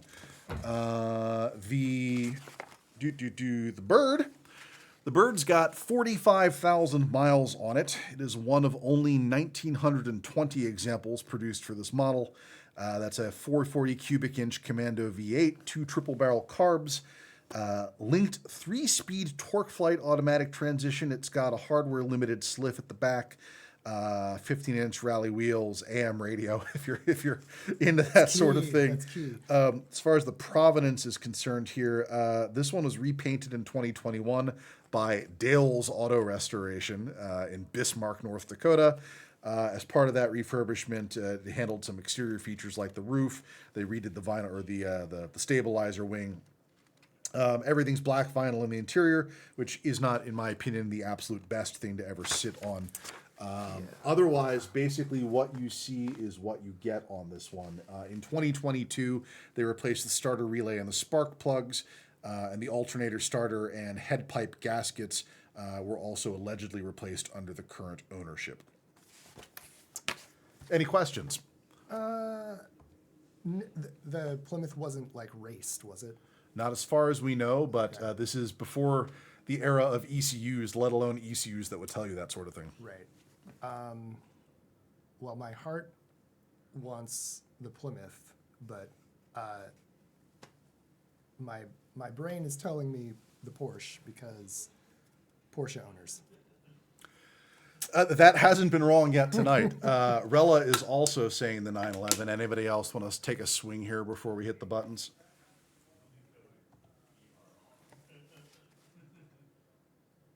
The answer to your question is Survey says the Bird by 13 grand. Okay.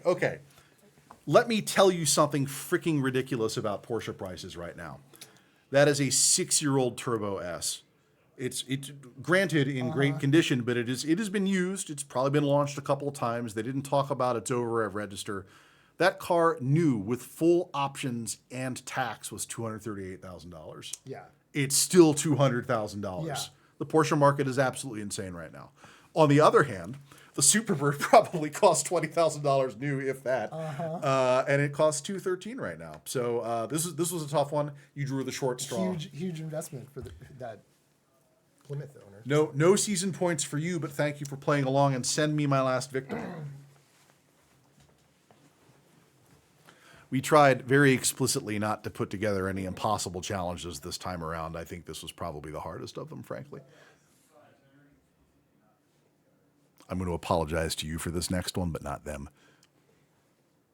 I need my space peonies. Oh. Hey. Welcome. You know Thank you. you know the shtick by now? I hope so. Yeah. Awesome. How good I'll be, who knows? None of us can say until we are forced to find out. Yes. So- Ignatz is my friend here. Your challenge for the night.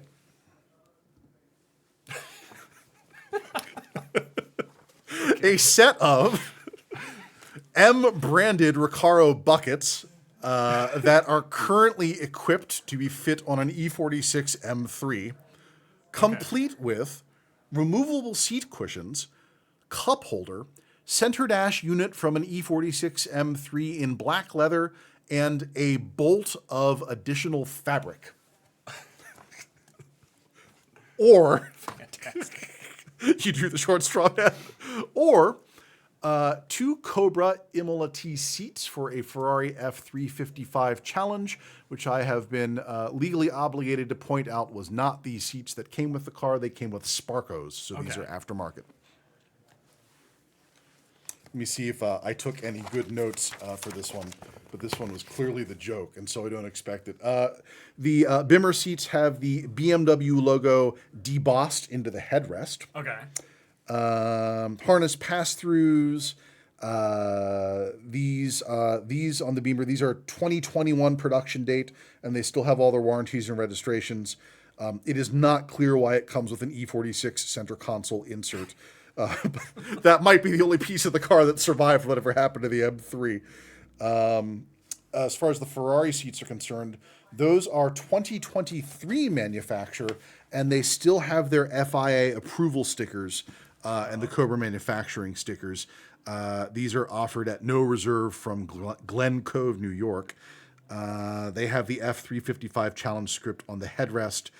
They are standard width seats. And their sticker of compliance for racing expires after 2028. Fantastic. Unfortunately, you still have to make a decision here. Which of these auctions closed for more money? I would say my knee-jerk reaction is the vanity of BMW drivers, so I'd have to go with the Recaro bucket seats. We are really bagging on the owners tonight, Yeah. and thus far, I haven't been disappointed with that approach. Let's see what the auction said. Yeah. 2x. All right. $4,100 for those seats. Is it the spare leather? Like, are you supposed to make It's that extra swatch. a third and fourth seat out of these seats? So the vanity of Porsche and BMW drivers has won it for everyone tonight. That is one additional point for Space Punies in the standings. Yeah. Congratulations, and go ahead and bring everybody back out here because it is about time Right. to run the last feature race. Go get them. Thank you. We have flashed the lights. In Gondor. It's time for feature race 2. Welcome back, Conan. Thank you. How are things in the green room? Were any surprises had? Well, all of the whole world takes place 20 seconds behind the rest of the world in the green room. So It's like we are not Twitch affiliates, and therefore we do not get access to good transcodes. Oh, I wonder if that's still a thing. Point being, we're delayed. All right, we've just alerted the drivers. I'm going to go ahead and get everybody in their pods if you would like to take it from here. Let's get you advanced and hey, look at that thing. up. So our second feature race shows off the savage brilliance of the Lotus 79. This is the car that won Mario Andretti the Formula One championship in 1978. Coincidentally, the last of really anything in Formula One, not the least of which because the Lotus 80 wasn't that great of a car, but that's neither here nor there. The Lotus 79 represents the harbinger of the aerodynamics that you would see in F1 today. The entire car was basically built around ground effects. The concept of which is, if you keep the car really close to the ground, it generates an immense amount of grip. And it would stick to the track just like nothing else quite out there. So it also has a lovely wing on the back, which you can see there, and a 10,000 RPM V8 on a 5-speed manual. I do not know if this was the generation where they also had the little air duct that you could shove your knee over to. No, that's a modern McLaren affectation. Well, But we are taking this to Circuit de Zandvoort, which is the Dutch Grand Prix, and also some Mario Andretti drama. Thank you. Would you like to take it from here? Yeah. So turn one, which is this massive hairpin at the end of a long straight, is actually banked enough to mess with your assessment of how much speed you can actually carry through there, which is much more than you think. And as a result, it's kind of primed for overtaking. The speed can be carried through 4, 5, 6. Which are super gentle sweepers, not unlike Suzuka, but much faster. And the decreasing radius before the big straight challenges drivers to get on the throttle early. We love Zandvoort because heading flat out into what feels like our inevitable demise is pretty on brand for today. So I believe that we have everybody all potted up. We're going to give everyone a little bit of practice time here because we're a little behind schedule. In the Lotus 79, which as Conan described, is truly a car for lions amongst men and lionesses amongst women and large cats of any other description. It is a car that's reasonably docile to be driven reasonable, but at the edge it just produces such confidence until the bit flips and you've lost it. And I'm seeing not just a little bit of lose it out here, which is kind of great. It's probably also important to point out that this is a 5-speed manual, which means that our drivers are also having to manage their clutch releases as part of this. And if you are not used to dumping the clutch on a car with this much grip at the rear, that is usually an opportunity to break the rear loose and screw yourself. And so gentle shifting is the watchword for the day. I'd say he's gonna have some problems in there. No, that's fine. He picked it up. It's good. Let's take things to Drainland here. You'll note the lack of what modern historians would refer to as a windshield.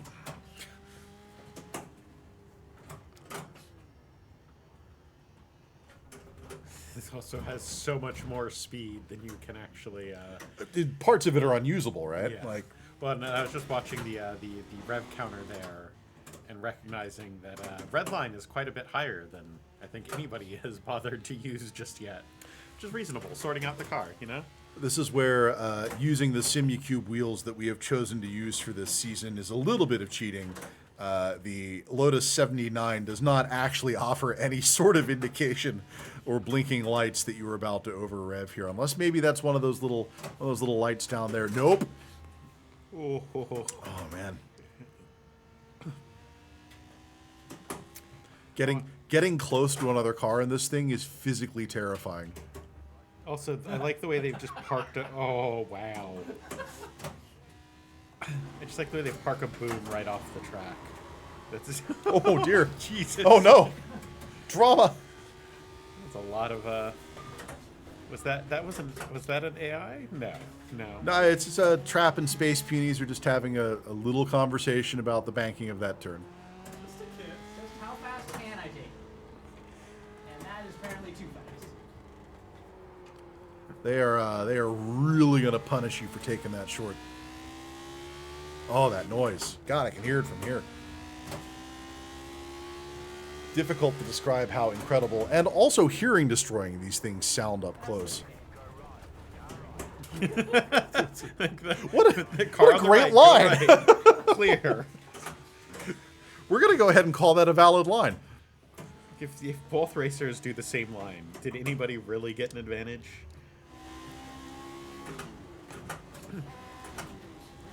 I actually remember this track now from playing in ACC, and it is quite a fun track. It is very serious in a GT3 car. All I can hear is shifting. Trap, you've blown your shift. Go ahead and cycle your clutch. There you go. Crunch, crunch, crunch. Like a rifle factory back here. This is before the advent of helical gears and dog gears and any other gears. Just straight toothy gears. Space Peonies, I don't think that's the intended use case for that. The FIA approved line. Yeah, it might be FIA approved, but I don't think your pit crew approves of it. Also, I believe no power steering on these, and so at 10 Newton meters, I'd imagine they're getting a little bit of a workout.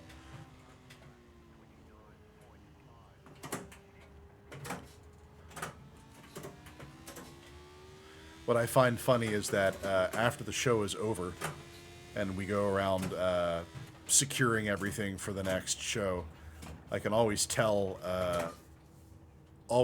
which pod was running at higher steering force and therefore who was driving it. Hot! It's Conan's pod.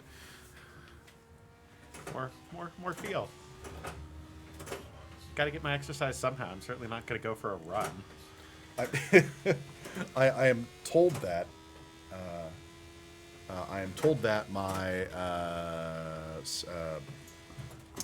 My Stream Deck has stopped responding to inputs. This might be the Space Peony show all night. Let's go see if we can reboot the Stream Deck. The Stream Deck software has disappeared altogether. Stream Deck has decided that it is no longer a part of this presentation. There we go. Reboot all the And things. we're back. Yay! The system is resilient to failure. All right, that feels like enough practice. Trap, bring him in. Just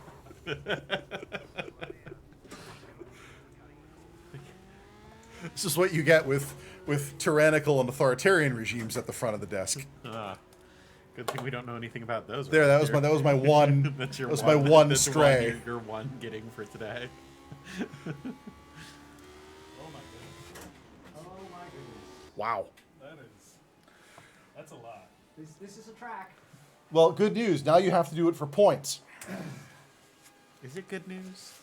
Technically, they have 10 minutes of qualifying first. Technically, they do have 10 minutes of qualifying. While they are doing 10 minutes of qualifying, we are actually going to calculate their inter-evening race scores. Space live Peonies championship. 5+1 for his Bring a Trailer challenge. Drain at 4. Trap at 1 and 1 for 2, and Mickey with 3 and 1 for 4. So we are sitting on Space Punies in the middle of the night in first, followed by Drain and Mickey tied for second, and then Trap bringing it in fourth. So this is, of course, the first of 8 races, and we have another one queuing up here right now. What's race control telling Drain? Okay, so funny thing about the pits, they kind of care. There are 2 ways you can screw up in the pits. The first is that while the speed limit is displaying, you speed. Exciting. And the second is that you do not follow the exit path precisely, regardless of your speed. You have to stay in front of the white line and on the blue line while you are exiting. The good news is they'll let you pit back in. Oh dear. They'll let you pit back in and try again. And you've got 8 minutes 30. Yeah. So generally the move here is to just straight reset and go back to the pits. Yeah, I'd reset and go back to the pits. It's remarkably courteous to pull off the track before Right? resetting. What a courteous driver. courteous I really appreciate these people. Well, I've thrown my pen. That's gone. Oh, I like the way all of the human drivers are going at it once. Surely this will cause no problems for anyone. I've got 8 minutes left, Dagnabbit, and those minutes are mine. Yeah, stay on the blue under the threat. Of, Yeah, as long as you break the exit plane in that white line, you'll be fine.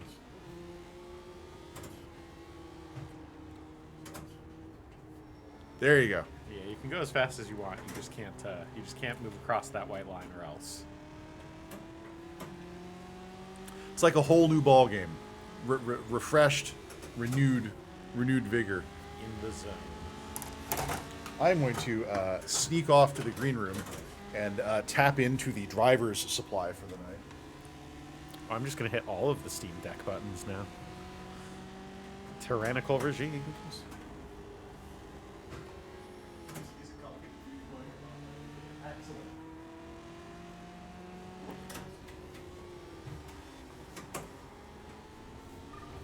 We are not sponsored by anyone in any way, but I will put out a plug for Liquid Death, which I thought was the stupidest concept I had ever heard of.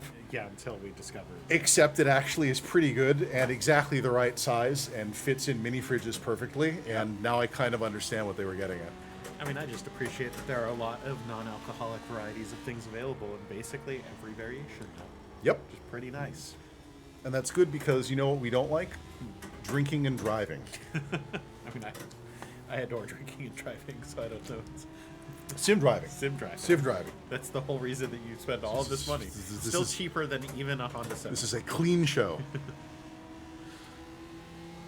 And frankly, with all the force turned up and the pods at full blast, it's actually pretty unsafe to be inebriated in these pods. It is not safe. I would not recommend it. I would not recommend it either. It's very exciting.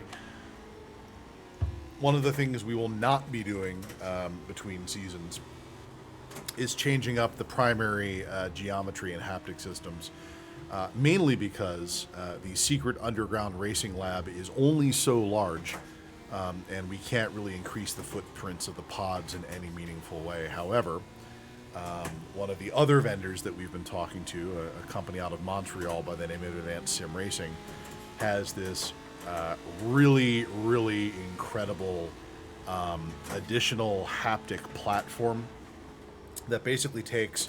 So we're based on Gen 5 D-Box gear. We've got one in each corner. You take 2 more of those Big spin from Nikki. and you put them sideways, flat, and you put the pod on top of them Yeah. on a slider, and then they kick laterally, so you get your yaw kick. Yeah. So Yaw is a truly incredible amount of feedback to get out of these cars, too. Yeah. Like, being able to feel that slip angle would be incredible. So Mateo asks if we have any stats about this particular car and track combo, like average historical speeds or famous races. I don't have them offhand. but I can absolutely look that up while we are moving here. I think that, like, Andretti obviously raced here as well as everywhere else in the '78 Formula One season.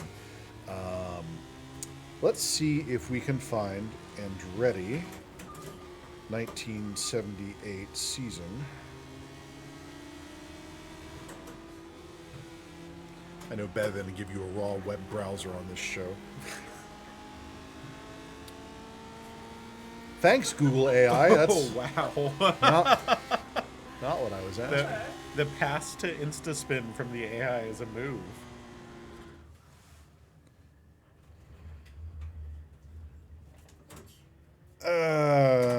Andretti. Man, doing this on mobile was a mistake. It's okay. AI will fix this. God. Matteo, this is a really good example of a type of preparation we can do that we're not currently doing. I'm going to let Conan vamp while I concentrate on navigating this freaking morass. Well, I will say that this track is maybe Dutch. I don't know. Yes. It's a Dutch track? Okay, Extremely cool. Dutch. Yeah. The scenery goes by quickly in a car like this, The plants are all native plants to this area of the True, yeah. Netherlands. except for the places where invasive species have come in. We're, we're in the outskirts of Amsterdam. Yeah. You know, it's funny, like, you travel to a spot, and Mickey is discovering that corner goes off camber on the exit, and that induces a spin basically every time. It is a very, very tricky corner. I remember because I spun the car about 40 times in ACC before finally going, oh, I can't do the thing that I want to do every time here, which is go to the throttle. The 1978 Dutch Grand Prix. So here's where this all falls apart. There was a big alteration to Zandvoort between the 70s and now, and another big change in it. I want to say 5 years ago. Zandvoort used to look much more like kind of a giant rhombus with a little dangly polyp at the top of it. Much different than its configuration today. That was a very good pass. And so, I'm not actually going to be able to give you anything close to an estimate. However, on that track, Andretti pulled a pole of a minute 16. So let's take a look around the room here. Minute 53, minute 33. No time recorded. Incident count 10, and minute 44. So on a track that has no bearing to today's track, Space Punies is 16 seconds slower than Mario Andretti. How's that? If we remove basically Shame. if we remove basically all of the relevant characteristics that make up. Yeah, with no constraints on the question, this is a really easy one to answer. Turns out Mario Andretti was a pretty good driver. What else can I do for you, Matteo? How else can I make your day better? I do enjoy watching Space Punies run this section, though. Yeah, this is pretty tight, So frankly. clean. Ooh. Now decisions need to be made. I think he's hungry. Oh, okay. Well, that's also another way that we could do the pass.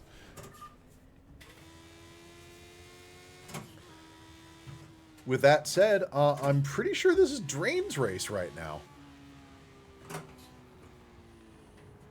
As far as the qualifier is concerned. Oh, we are still deep in the qualifier. I shouldn't make this. We'll wait until the actual grid gets set up. Let's not. That's a pause 6, pause 0, not listed. I am changing his display between Like, by God. here and the next run. Hold on. Hey, Space Punies, when you pit in, don't get out of your car quite yet. I want to change your display.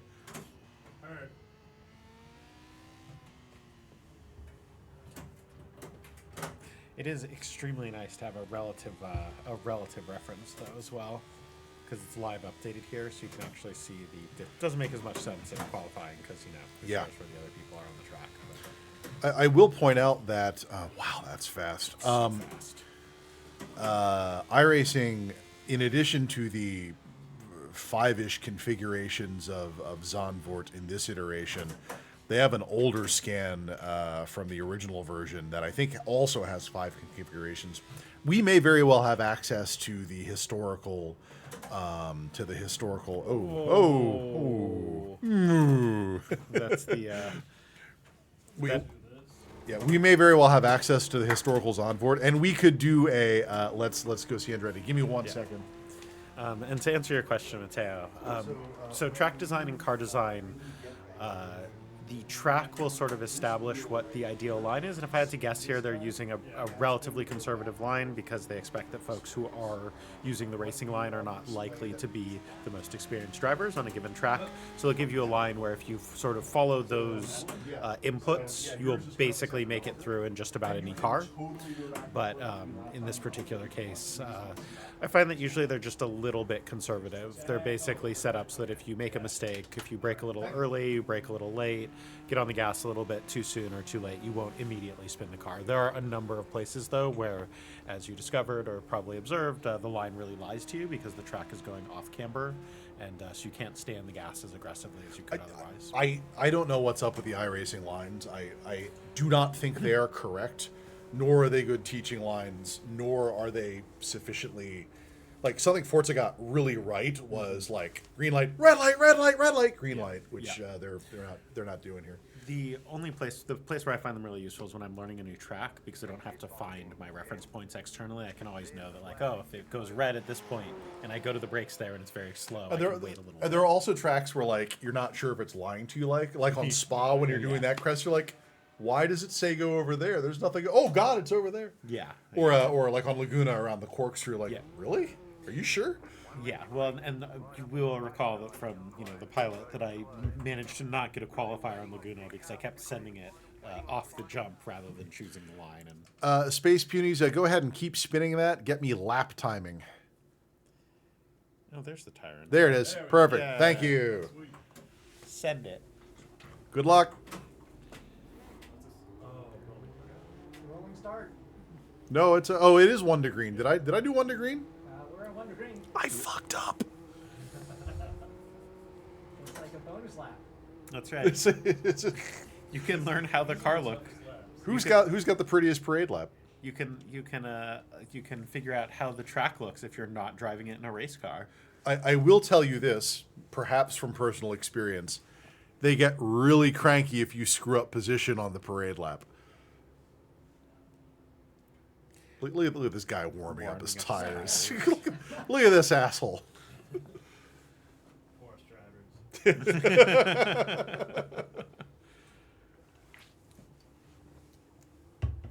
Conan, do you miss your 911? I do. Every day. Yeah, no, it's Every day. not. Not that 911. Yeah, Kristen had a very lovely base model 911 that was just one unit of extremely perfect sports car. A bundle of joy. Yeah. Which, in the 996 generation, you could probably still get for the cost of a new Civic. Yeah. Assuming the IMS bearing's been taken care of, it'll probably last you a long time. Ours did quite good, with the exception of one moment where it transformed itself into a mosquito fogger, because apparently when oil air separators fail, it makes people who know things about motors have a very fast sad, because you're just like, oh, that's more smoke than should ever be exiting this engine in that color, as it just dumps a large amount of oil straight into the combustion chamber. That's unfortunate. It's honestly, it's like a very inexpensive part. It's just a failure mode that looks terrifying. Looks like you just blew the motor. And Mateo, you're very welcome. I hope that made some kind of sense about line choice and differing tracks. There's a whole layer of depth to line choice and how cars impact line choice that I could not dream of doing justice to. We have received content suggestions in the Discord about having a little bit more of a clinic-like section where we talk through a particular corner or a particular series of corners and let the drivers take multiple iterative cracks at it and talk about improving those times. Unfortunately, iRacing as a piece of software isn't really set up for that kind of experience, but that's that's the sort of thing where we might swap in a different piece of software to have that kind of experience. Go ahead. We can put those buttons wherever you want. Do you think another Stream Deck over there would make sense? I mean, I think that also it's really fun to like presenter co-presenter war. Just like, Rabbit season, duck season, rabbit season. that is correct. I also like this is like the most gentle form of agony. Just watching this. Yeah, like just like We don't have to watch this. We could watch us. Oh yeah, that's true. We're much more Yeah, interesting You're than- right. No, I disagree. Where- entirely. where I don't are even know they? where they are on the track. it's like doing a 3-mile track at 25 miles an hour is Zandvoort. like I don't even know where. Wow. I don't even know where start Look at this finish bank. is. Yeah, I'm banking getting is nauseous. incredible. Okay, here we go. All right. Here's the case. Okay. Do not pass the pace car. Like you have to hold position relative to the other people, which is always super fun. Until about now. Oh, click, click. I think there was a blown shift back there. Oh, aggressive into one. You can do that on the outside at Zandvoort. Maybe not quite that fast. Oh, but there's drama all around. Oh, no. The Lotus 79 strikes again.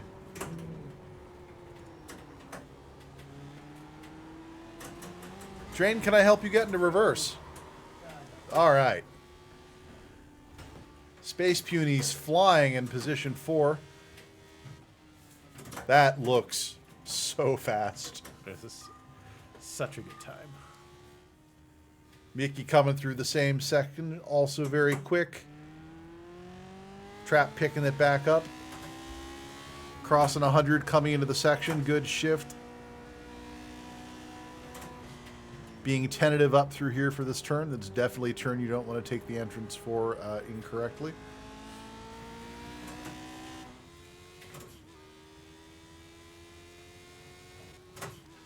Ooh, coming up on some AI traffic here. Oh, very deep into the chicane. Oh, that's but unfortunate. recovered.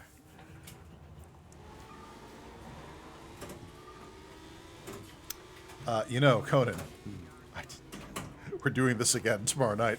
Yeah, I know we're doing this again. So this time I get to get in the driver's seat, which will be quite fun. I really hope the script modularization pays off because I do not have 4 hours of script dev between here and tomorrow. Yeah, that's completely fair. Also, we could always just drag people up and ask them what they think about the race for the other people. Yeah. It's like, tell me, what is your opinion of Zandvoort? Yeah. Good, thank you. Good, thank you. Next, what is your opinion of Laguna? Excellent, thank you. Look, you just do the like, what did you love? What did you hate? What would you improve on for your racing performance in the last 26 minutes? Could you give me that in like a star methodology? I kind of want to understand the situation, the context you were in, and then I want to know what specific actions that you took. What were the results of those actions? Is there anything you could have done better? Do you feel like you hit your KPIs for this section? What about this other section?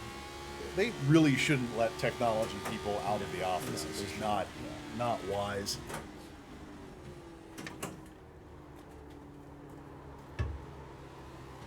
Ooh. Well recovered, just like that. Just do it just like that. There is something to be said for having no damage turned on. They call that one a race ender. This is a friendly league. We don't need to send people home crying. Plus, there's no prize, so Right. What do you get? More points. yeah, you get. What can you trade them in for? Nothing. When you have all the points. So the best suggestion we've had so far for a season prize is tonight we race branded jumpsuit. It's a good idea, don't get me great wrong, idea. but I think the jumpsuit should be the entry condition to the building. We need to think of something better for the prize. Oh, a onesie. Poopy flap. I mean, accidents happen when you're driving fast cars.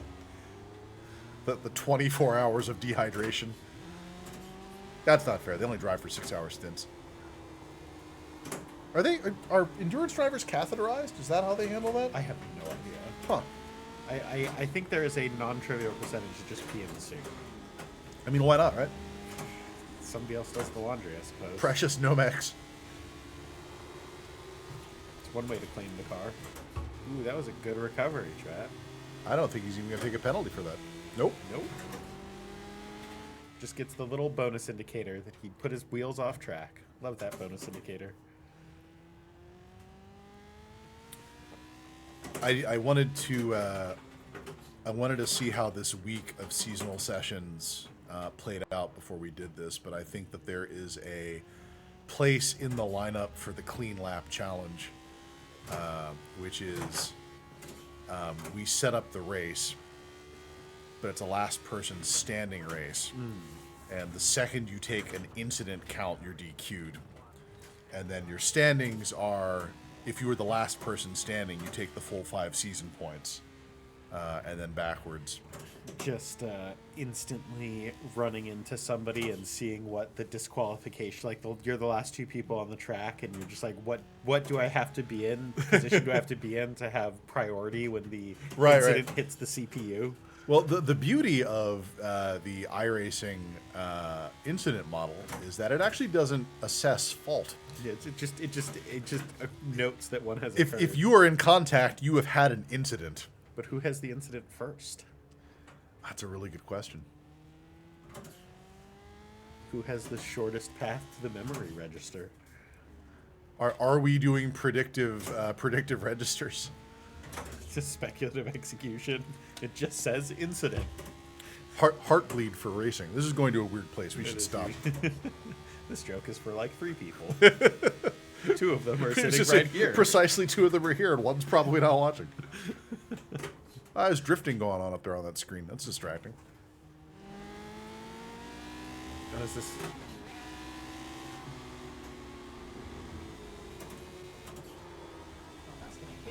Yeah, that's Yeah, it's fine. Sent it. this. Oh no, they tagged you for that one. Nope. But you know, you're already back at it. It's like race controls. Like you've already punished yourself. That was fast, but in the broader context of which we live. Everything is context. Oh, very nice segment through there. Oh no! Commentator's curse. Did it again. I didn't say anything.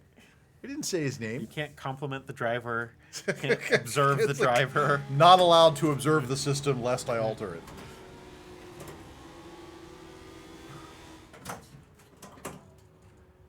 Hungry, hungry hippo. Ooh, delicious. Woo-hoo. I don't think that was a contention spot, though. I don't think that was. Well, this is still in quality, right? So there's no contention here. No, this isn't quality. They had their parade lap. Oh, that's right. This is the real deal. This is the real deal. This is in real time. And we have no idea where people are relatively, because how could you? How could you know? There's a excuse me. There's a race ribbon overlay that I really like, that shows off the relative positions of all the cars as icons on a ribbon. With And, bonus JavaScript errors. with yes, granted. However, I have no doubt that when our pod technician returns to duty, we will sit down and we will try to hammer it out at some point. Yeah. It's, I've touched just enough like motorsports data logging stuff to just imagine the absolute hellscape that is like virtual emulation of motorsports data logging stuff. Oh, I'm sure it is just absolutely a train wreck. You know what? Watching a 79 on Zonboard does? It makes me want to drive a 79 on Zonboard. it's- Like this is compelling viewing. Like I want to be out there doing this. Well, it turns out that tomorrow. Well, tomorrow you're doing this. I'm not. I mean, you have this is literally in an accessible location to you. All right. So here's the deal. All of the equipment here is owned by Tonight We Race LLC. It is explicitly for the purposes of We Race LLC. And I have to write myself a note when I want to come down here and do research and development. because I believe in the inviolability of the LLC structure and the non-piercing of the corporate veil. Sir, your lap times appear to have dropped That's due to like- an unfair the bid. last thing I want is someone to hurt themselves and say, we're going to sue you personally because we think you've actually done this for your own benefit, for your lap times, and not for putting on a show. I've probably had the least pod time down here now that we're out of R&D, which is okay. I honestly, yes, I'd reached the point where I'd gotten so much pod time that I was like, does anybody else want pod time? I mean, I will take an unlimited amount of pod time, but I will undoubtedly find a way to get myself into a segment or two in Season 2. at some point. And also, Saturday nights being chaos nights, it's very possible we will not have Enough We will people. not have the mass. Also, I really enjoy that at full lock, the driver hooks their thumb under the steering wheel. That seems like a very bad move. A very late 70s, early 80s racing move. I am reasonably certain that, like, under collision conditions, this steering wheel could snap forearms. Yeah. What do we say in the safety briefing? Hands up, brakes on. That's right.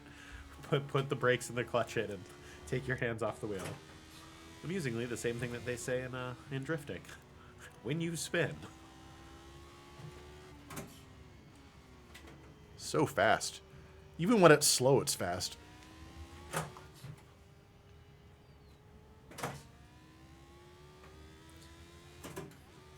Right around now is the moment when your brain starts to go, oh my god, how much longer can I do this? Yeah, no, this is after a practice and the qualifier only being halfway through the actual race has got to be grueling. Nice recovery. Trap coming through the same segment.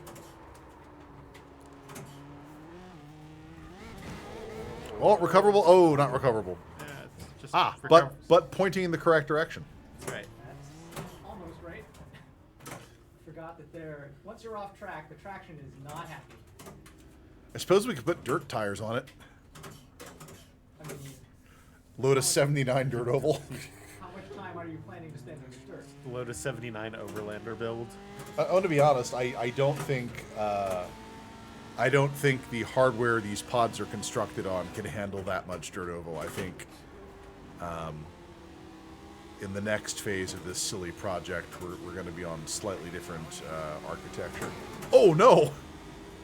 Is he okay? He's fine. You could also just back down the inputs pretty aggressively for dirt oval. Yeah, no, that's true. But it's so violent, though. It is a visceral experience. Yeah. I think we've got some clips up or some highlights up from an R&D session on dirt oval. I was the one with Duffy into the wall repeatedly. I think that also probably doesn't help. But I mean, like, it's a violent experience because the actual thing is violent. I have indeed done the actual thing, and it is very violent. It's Was that prob- a real person or an AI? It's hard to say. They're dead. That was you? I'm sorry. We're experiencing all the feelings out here on the racetrack. The apologies are flowing.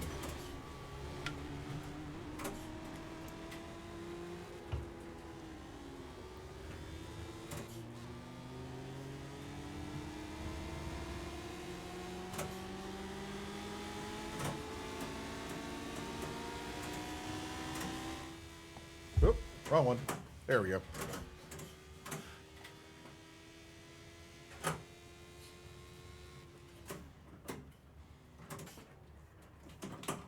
Oh, it's so sketchy. Oh! Oscillating! Oh!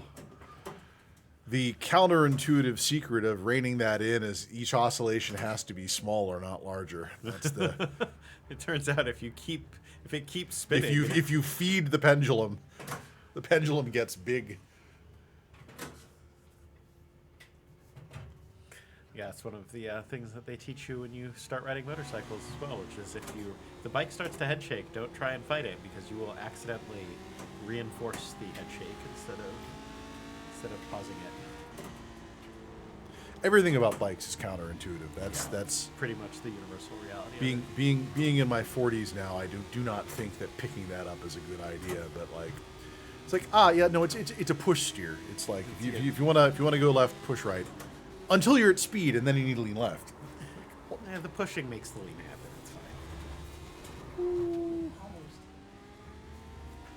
Catching the curb, always brutal.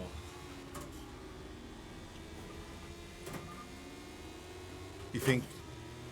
I was gonna say, you think anyone's gone off and purchased that anti-aircraft battery? But no, it is a pre-purchased anti-aircraft battery. That's why we did it this way.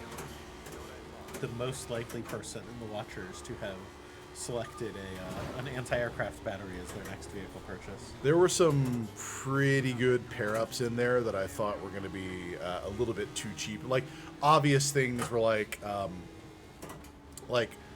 it's a used Mercedes G-Wagon for $75K, or like a 69 Woody panel like for 120. You're like, what? Who would pay? Why have you done this? There's lots of traps in Bring a Trailer. Bring a Trailer is such a fascinating marketplace because it is such an interesting subset of like purchasers. Like Bring a Trailer is kind of a price ecosystem unto itself. Yeah. Like you should never sell a motorcycle on Bring a Trailer. There is no reason. You will never get. They all cost $500 on Bring a Trailer. Yeah, like they never bring any reasonable amount of money. And that's just a Bring a Trailer thing. What's the other big auction site these days? Someone threw that up. Oh no! But you're fine. Everyone's fine. Okay. The wheel came off and it came back on. That might be my favorite thing about playing with no damage on. Yeah, it's just like they do let you see the damage. They just don't keep it. This could have been your life. Keep driving. Yeah, someone suggested there was another big auction site that might be worth sourcing things from. Cars and Bids. Yeah. Has a bunch of stuff. Walk me through this. Why would I choose Cars and Bids over Bring a Trailer? Because you like Doug DeMuro's shtick of this.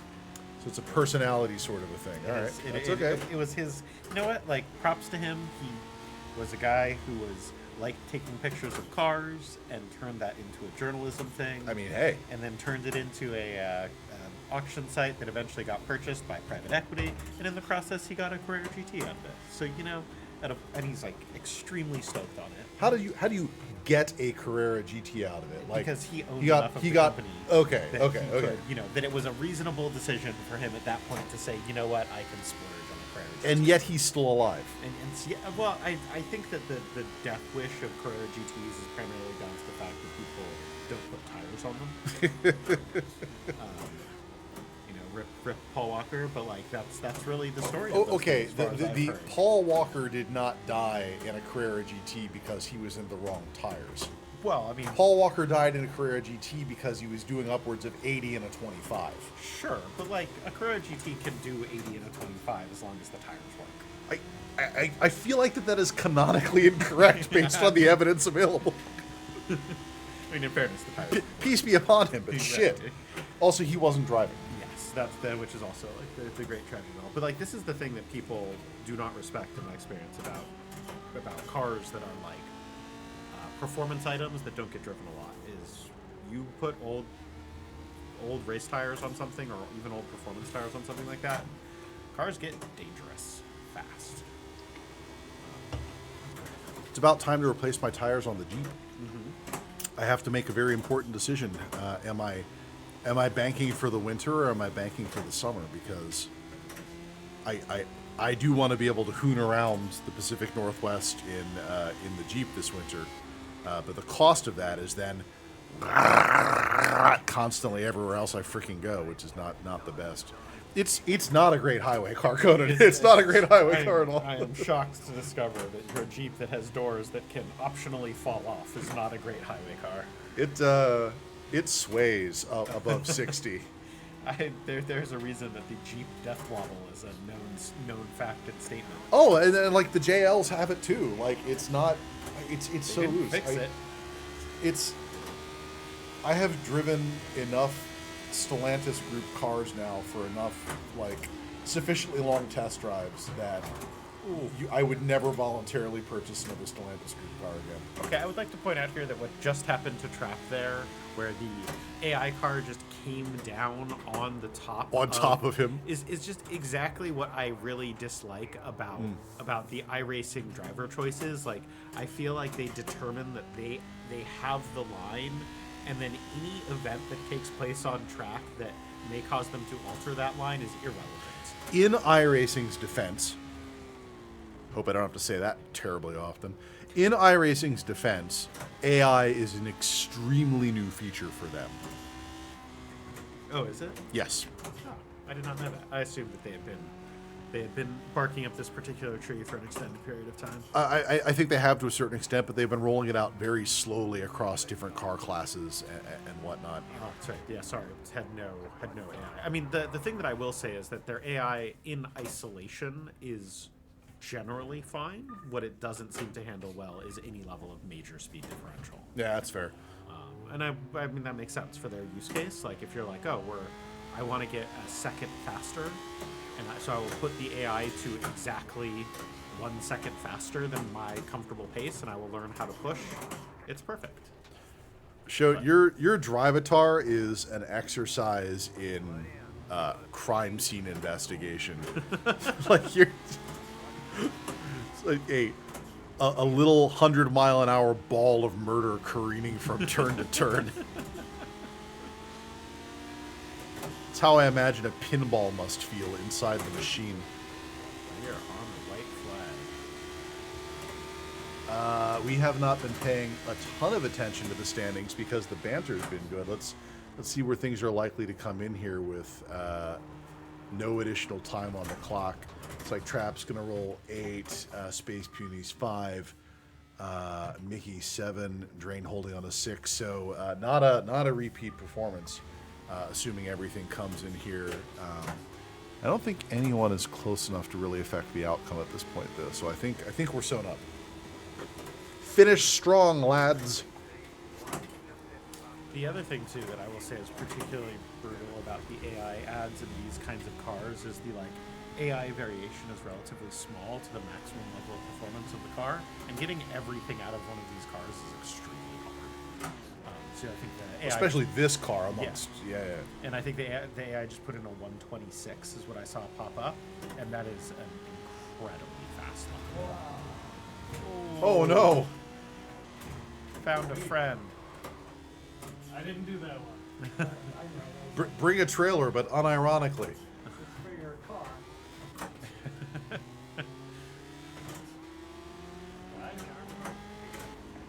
That was also for 5th and 6th place.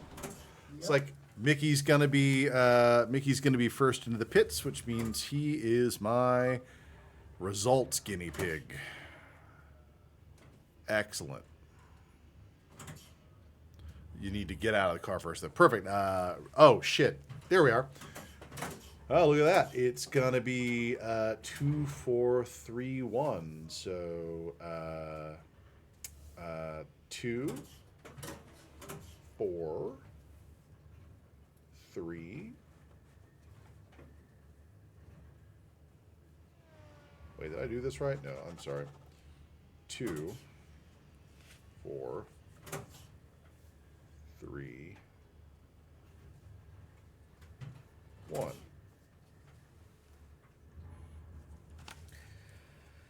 right. And so with the addition of the points here, that is going to put us at, as they pit in here, Chicken flag, right here. Good job. making sure I'm doing all the maths correctly here. That's going to be 11 and 6 and 3 and 7. All right.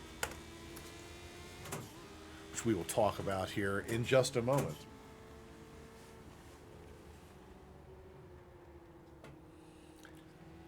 Space Punies, do you know where the pit is? He's still driving and striving, man.